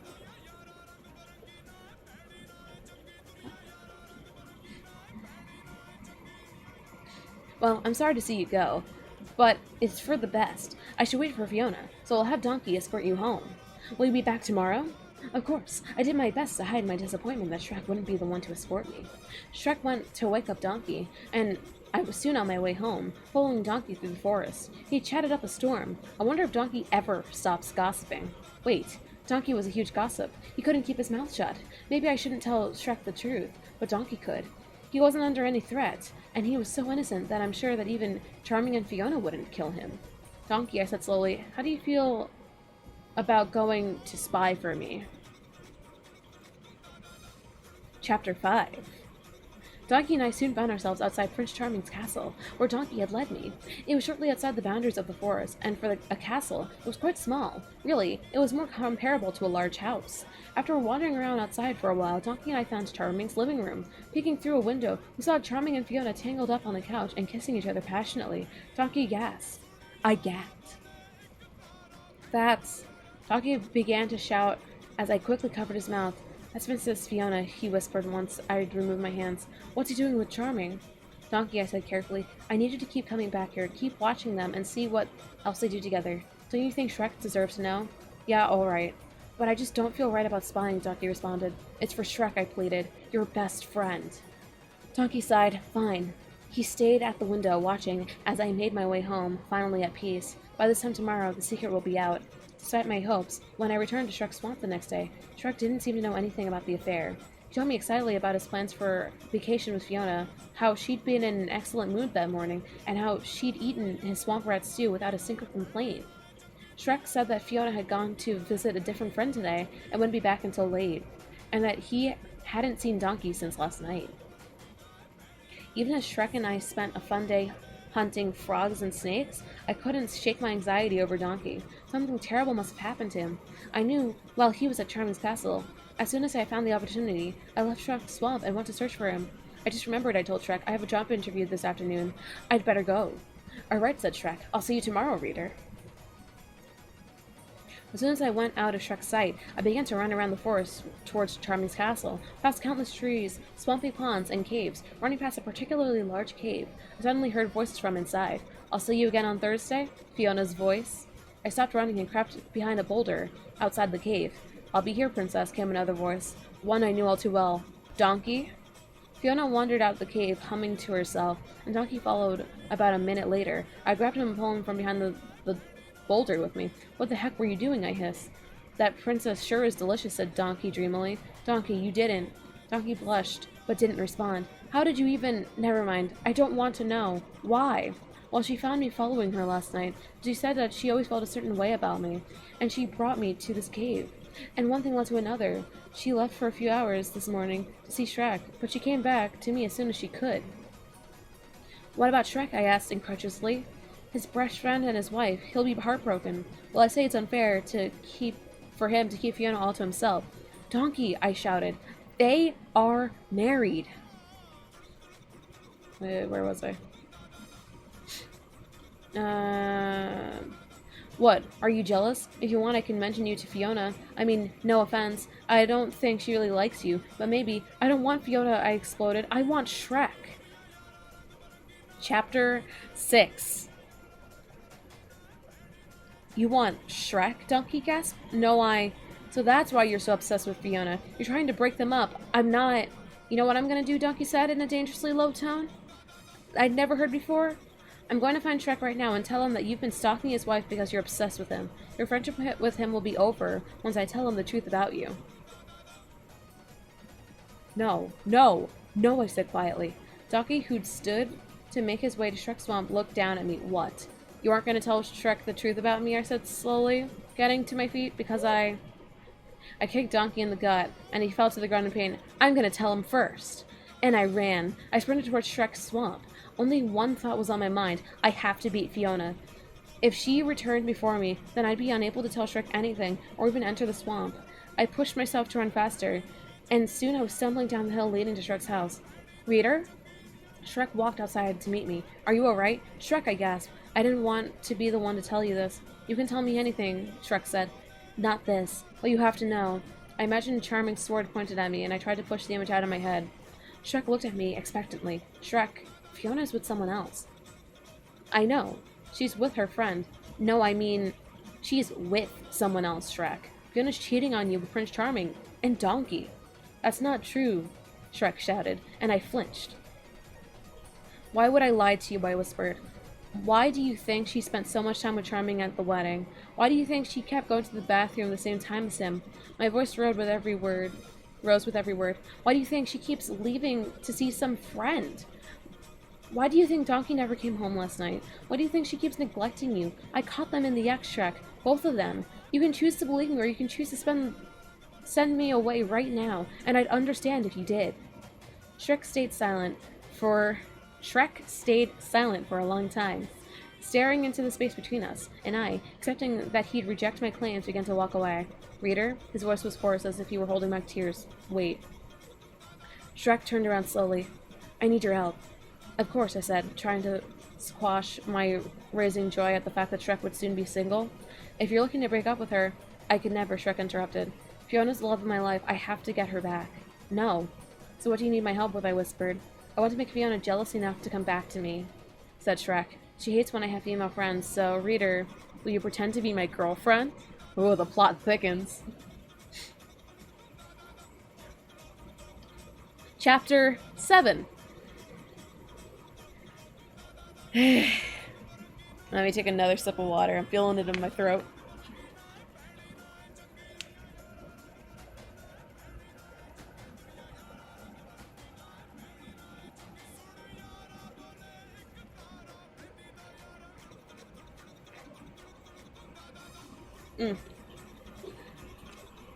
Make sure you stay hydrated, kiddos.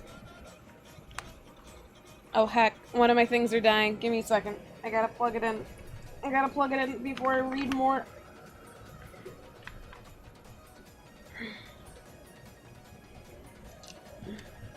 There. Perfection. Alright, here we go. Chapter 7. Chapter 7. Ooh. Only 5 minutes had passed before Retona returned, and Donkey shortly after. Shrek and I were waiting when they did. Oh, hello, Fiona, Shrek said stiffly. You remember, reader. Also, quality goose and gnome. Didn't get a chance to acknowledge that a little bit earlier. Alright, here we go. I stifled a laugh. He was a terrible actor. It made him even more endearing. Good to see you again, Fiona, I said sweetly, putting an arm around Shrek. I smiled when he did the same. I was absolutely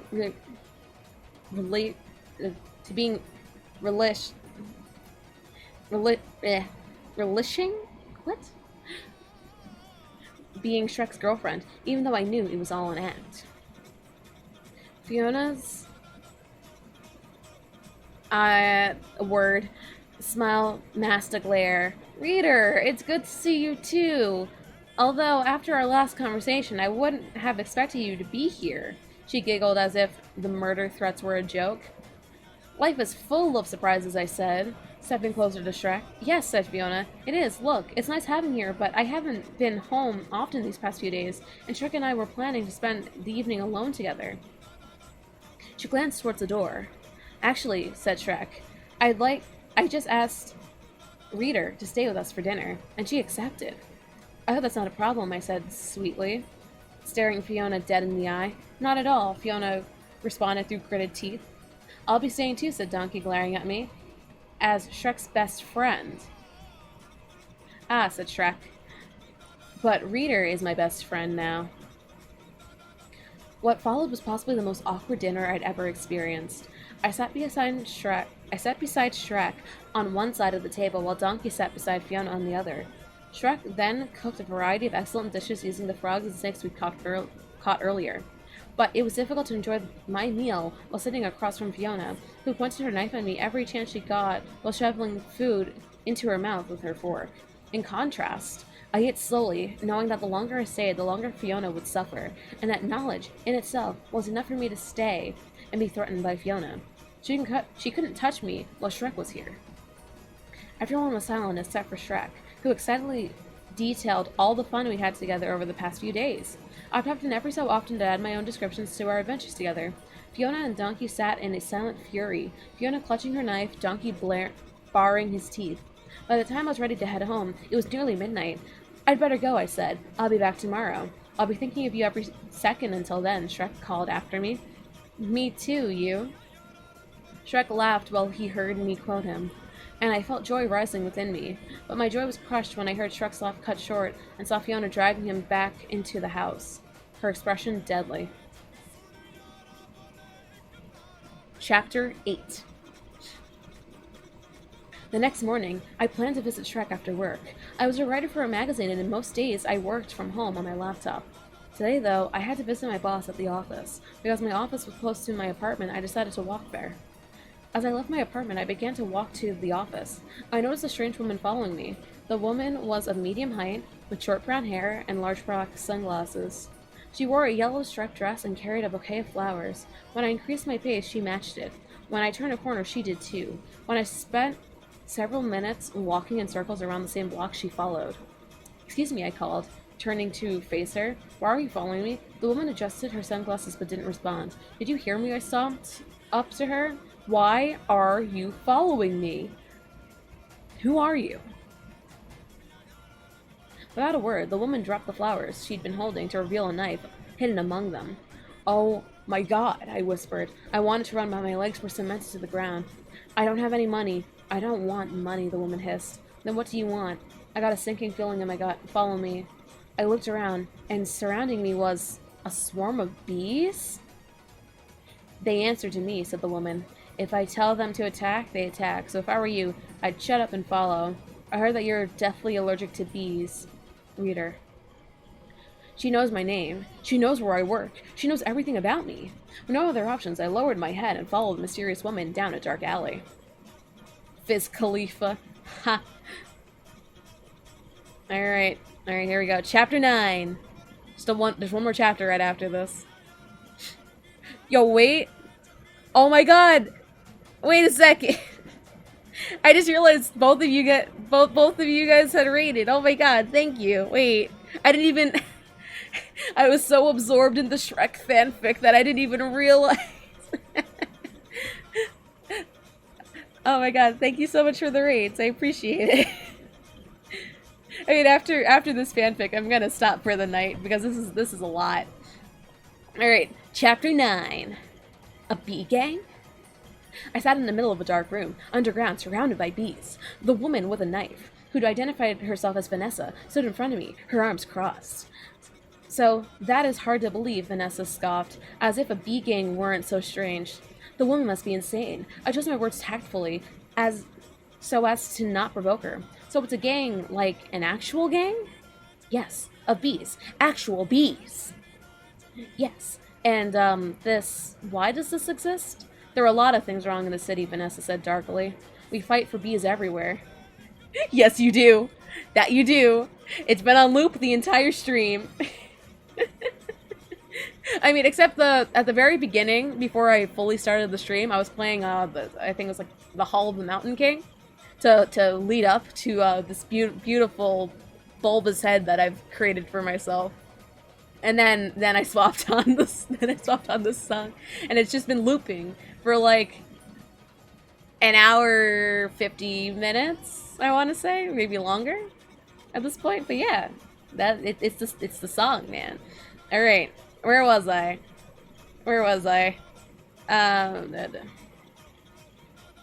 I like bees, I said quickly.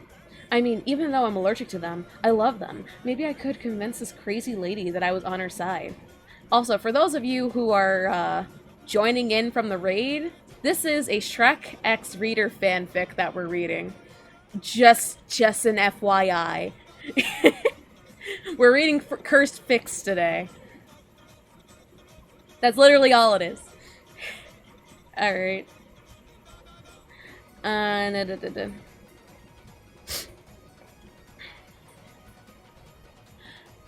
Maybe I could convince this crazy lady that I was on her side. Vanessa raised an eyebrow. My sources say otherwise. She scrolled through several photos on her phone. Photos of me running away from bees, swatting bees, chasing bees out of my house. Where did you get those photos, I gasped.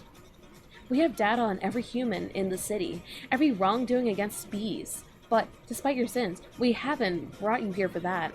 Then why am I here? I think you know. I sat silently. Vanessa spat on the floor in front of me. One of my associates says you've been interfering with her personal life. In this gang, we protect each other, and I can't just stand by and watch you ruin my friend's marriage. Fiona? Fiona's in your bee gang? She is, and she's very unhappy with your actions. Vanessa drew her knife and pointed it at me. When you mess with Fiona, you mess with our gang. You mess with me. You mess with the bees. The bees surround me from all other sides. Any last words? I can't believe that I'm gonna die like this, murdered by a bee gang, and I'll never see Shrek again. I want to join your gang. Chapter 10. This is the final chapter of the Shrek X Reader fanfic. You? In our gang? Vanessa cracked around as the bees buzzed and I realized they were, too. They were laughing. Well, why not, I huffed, slightly offended. I like bees as much as the next person. Liking bees isn't enough to join the gang, said Vanessa. You must live bees, breathe bees, love bees. Teach me, I said. Teach me the way of the bee, so that I may become one of you. Despite her hesitance, Vanessa lowered her knife, took this as a sign to continue. I want to live, breathe, and love bees. I need you to guide me, Vanessa. Even if I wanted to let you join, I couldn't, Vanessa said. It's not my decision to make. She stepped aside to reveal the largest bee I'd ever seen, hovering in the air. He must have been at least the size of my fist. I eyed his stinger waringly. This is Barry, Vanessa said. He's our leader. As I watched in disgust, he leaned forward and kissed the bee. She leaned forward and kissed the bee on the mouth. And my boyfriend. It's nice to meet you, I said awkwardly to the bee. I can't believe I'm talking to a bee. So you want to join our gang, said Barry, glaring at me. Why should I let you join? The bee talks. Of course it talks. I can help you. I work for a magazine, I said desperately. I can write pieces about bees, fight for them. You know, like the gang is supposed to. Barry's glare intensified. You just want to join so we won't intervene between you and Fiona. No, I'm committed to the cause. I promise. I did my best to look like someone who really loved bees, rather than someone who was just trying to survive. Dear, Vanessa said to Barry, maybe we should give her a chance. We can always kill her later, she whispered to Barry's ear. I love the way you think, Barry purred, kissing Vanessa on the lips again. I swallowed a gag. All right, Barry said to me. You can join if you can pass initiation. Bring the sacrifice. The what now? As I watched, Vanessa brought out a jar holding a tiny bee and set it down in front of me. This bee has been sentenced to death for betraying the gang. What have I gotten myself into? He will now sting you as your initiation, thereby dying for his crimes. Vanessa began to unscrew the lid of the jar. Wait, I shouted. I'm allergic to bee stings, remember? I could die. Alright, Vanessa opened the jar near the window, allowing the bee to fly free. So, how do we initiate her? She could get a bee tattoo, suggested Barry. No. She could compete a quest for the gang, Vanessa said. That's a good idea, Barry agreed, gazing at Vanessa lovingly. I'll do it, I blurted, but before they could start kissing again, what kind of quest? Oh, it's to be continued. We don't get a conclusion. That's unfortunate. You know what? We're gonna do one more. We're gonna do one more. Table X Reader, just for the new people here. And then this will be the last one. I don't even know how long this is. No cliffhanger ending. I know, right? Yeah, you know what? Instead of that other one being the last one, we're gonna do Table X Reader. This will be our last, our final one for the night. Alright, here we go. Let's see. It has 5 chapters. Alright, chapter 1. One thing led to another, and this was born from it. No, Table-kun. Muhuhahaha. Table-kun is now mine. Table-kun X Reader, anyone? This would probably be the best thing to ever be created in the history of ever. Yes, yes, yes, yes, yes. Or Pakuga getting jealous over Table-kun. Lol. Also, no, you're not allowed to read Table Fix anymore. I'm cutting you off. But I low-key want to see you try and marry a table. Alright, so those are the comments.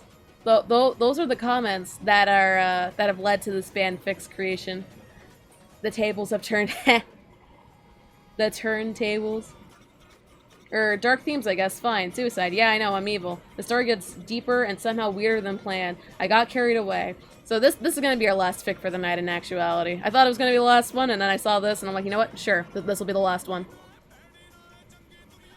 One lonely winter evening, you decided that, despite hating human interaction, you felt rather lonely. It felt as though you had no purpose in life and were to be forever alone and unloved. Eventually, the loneliness and despair consumed you. Not even anime boys could save you. You stood up from the couch, hesitating. You finally grabbed your coat. Why would you need it? Wouldn't being freezing speed up your death?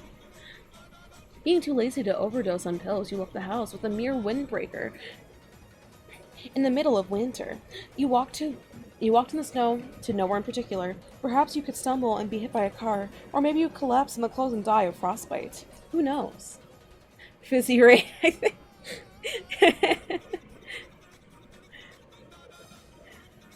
Well, table it. Ha!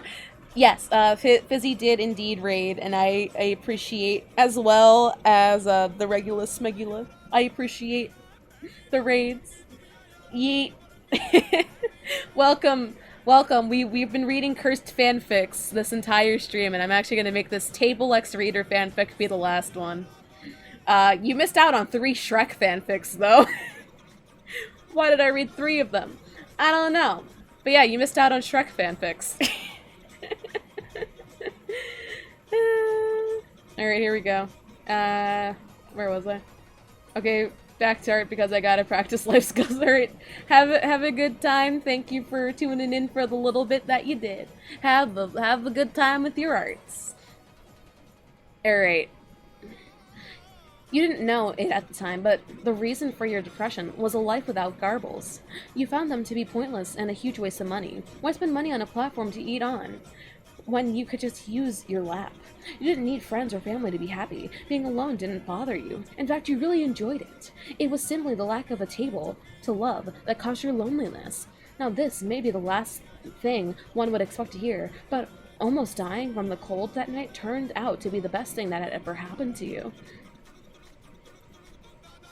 Chapter 2 of 5. Your point of view. Reader, can you hear me? There was a voice. I didn't know who it was from, but it was there. Normally, when regaining consciousness, one would see the color white, right?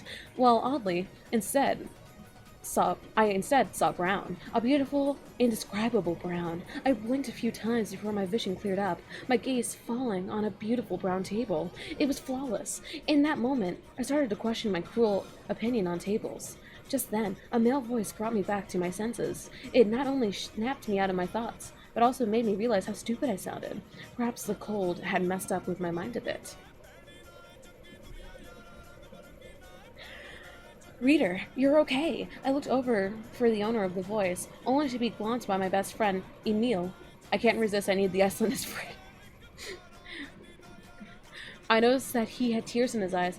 Why did you do that? Why did you scare me like that? Memories of whatever that was in relation to now came flooding back to me. Even I didn't know what I was thinking or doing. I don't know, and no, I'm not saying that because I don't know how to explain. I genuinely have no idea whatsoever. That wasn't anything like me, I explained. Emil sighed. Well, at least you're safe. If you're wondering, you're in a hospital because Fridge Chan and I have absolutely no medical skill. So I called, emergency called, and had you brought here. Oh yeah, I forgot to mention, my best friend is in love and dating a Fridge. Yeah, I have no idea what happened either. Speaking of, my eyes wandered over to the table from earlier. They widened into orbs. Emil, looking confused, followed my gaze. He smirked. Ah, falling in love with the table, are we? Now, do you understand my attachment to Fridge-chan? Emil's smirk practically dug into my soul. I blushed. If table can transform into a robot, it's technically called Octamus Prime. Ah, that one was good. That one was good. That was a good pun. Emil practically smirked, digging into my soul. I blushed. No way! I'm not a weirdo like you protested. Uh-huh, he said sarcastically. Keep telling yourself that. I rolled my eyes and lightly punched him. Excuse me, can I come in? I look over to the door and see a nurse. Of course, I responded. Alright, so there isn't any permanent damage. You should be fine now. But we can keep you here another day if you'd like, she said, kindly. I hesitated. I wanted to go home. I'd only been awake for a few minutes, but I knew how boring and uncomfortable hospitals could be. At the same time, I didn't want to leave. It's like wanting to leave somewhere you hate, but spotting a cute boy that you want to stay so you can see and show off to him for no particular reason. That's the position I was in. Do you think the table donates to charity? Ha!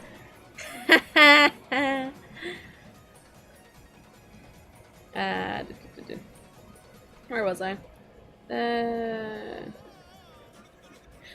But Emil wouldn't be there forever, and there certainly wasn't anyone else. The table. It's like the table was cursed or something. It drew me to it. I couldn't stop thinking about it even 5 minutes after seeing it. But why a table? Was I going insane? Fear and panic filled me. I wanted to get out so that I could stop thinking about the stupid table, but I knew I'd go insane without it. I guess I'll stay, I said as I spoke. I could feel myself becoming ashamed and disappointed. I was annoyed for making such a stupid decision for such a stupid reason, but it happened. Alright, just press this if you need anything. She motioned to a button on the hospital bed. I forced a smile. I knew you loved that table, Emil teased. Shut up, I said as I hit him. This time, much harder, but I didn't deny it.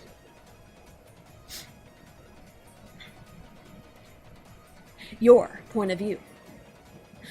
The next day arrived in the blink of an eye. Sadly, I spent an entire 24 hours at and gushing over that bloody table. What was my problem? I needed to see a doctor, but I was at a place full of doctors. No way was I telling anyone about this strange phenomenon. I'd be sent to a mental asylum and outcasted for the rest of humanity, for the rest of my life. I gazed lovingly at the table once again, probably for the last time. It was odd how much of a person could change in a mere 24 hours. I'm not in denial about it anymore. I loved this table.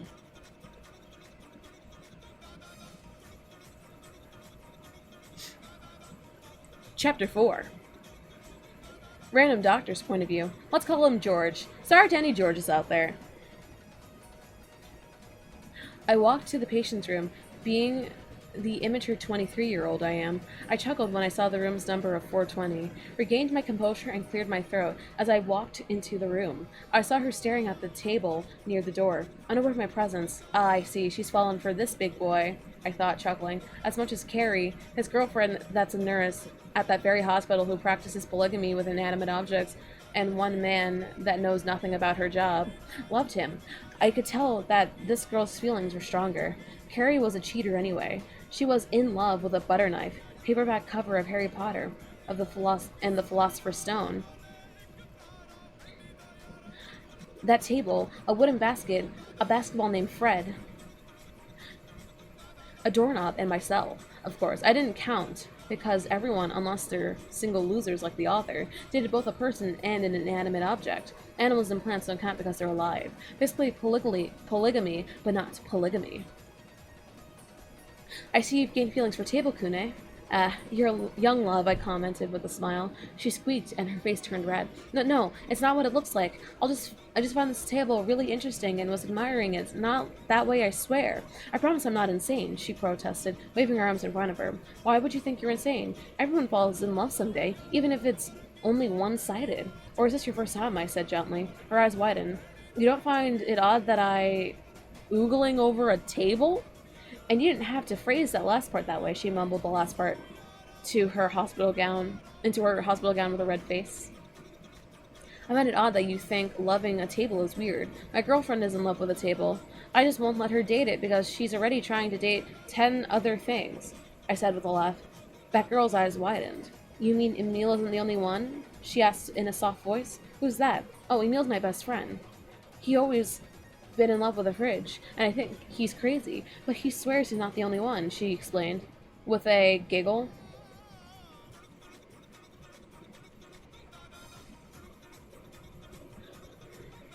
You find that odd?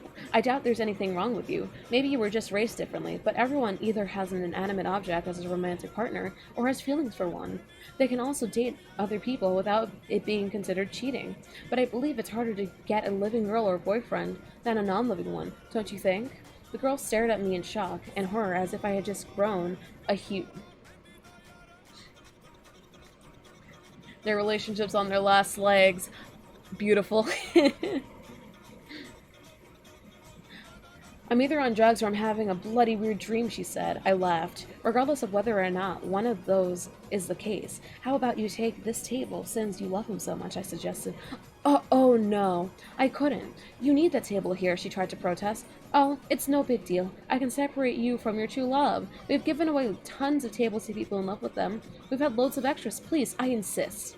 All right, she said with a smile. Anyways, I think it's time for you to leave with your new boyfriend, I winked. She blushed before walking over to the table and kissing its shiny surface. I suppose so, and since I'm going to be undressing to change. Her face turned completely red. Could you have a female nurse come in if I'm taking too long? I might or not be able to resist. I laughed and gave her a thumbs up. Alright, I completely understand, in fact. I sort of relate, I said, leaving her with a actual what the actual heck look. Chapter 5. I gasped for breath as I sat up suddenly. I was back home on my couch. Everything okay?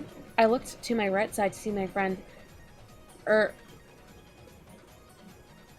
Enrico reading a book about Iceland. I nodded. Just a weird dream. He hadn't seemed to care. I sighed and laid back down, my arms resting on my sweaty forehead. Say, Enrico, have you ever wanted a girlfriend? His face wrinkled in disgust at the mere suggestion.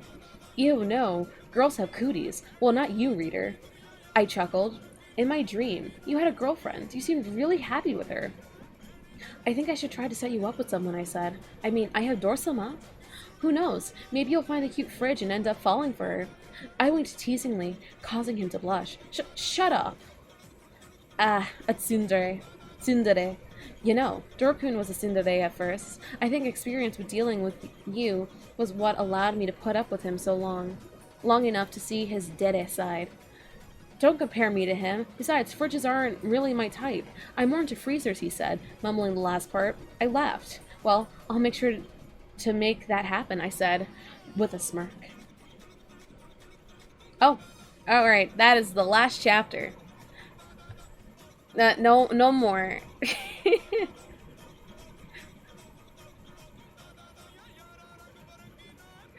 Thank you for the follow. This is it. The stream's over.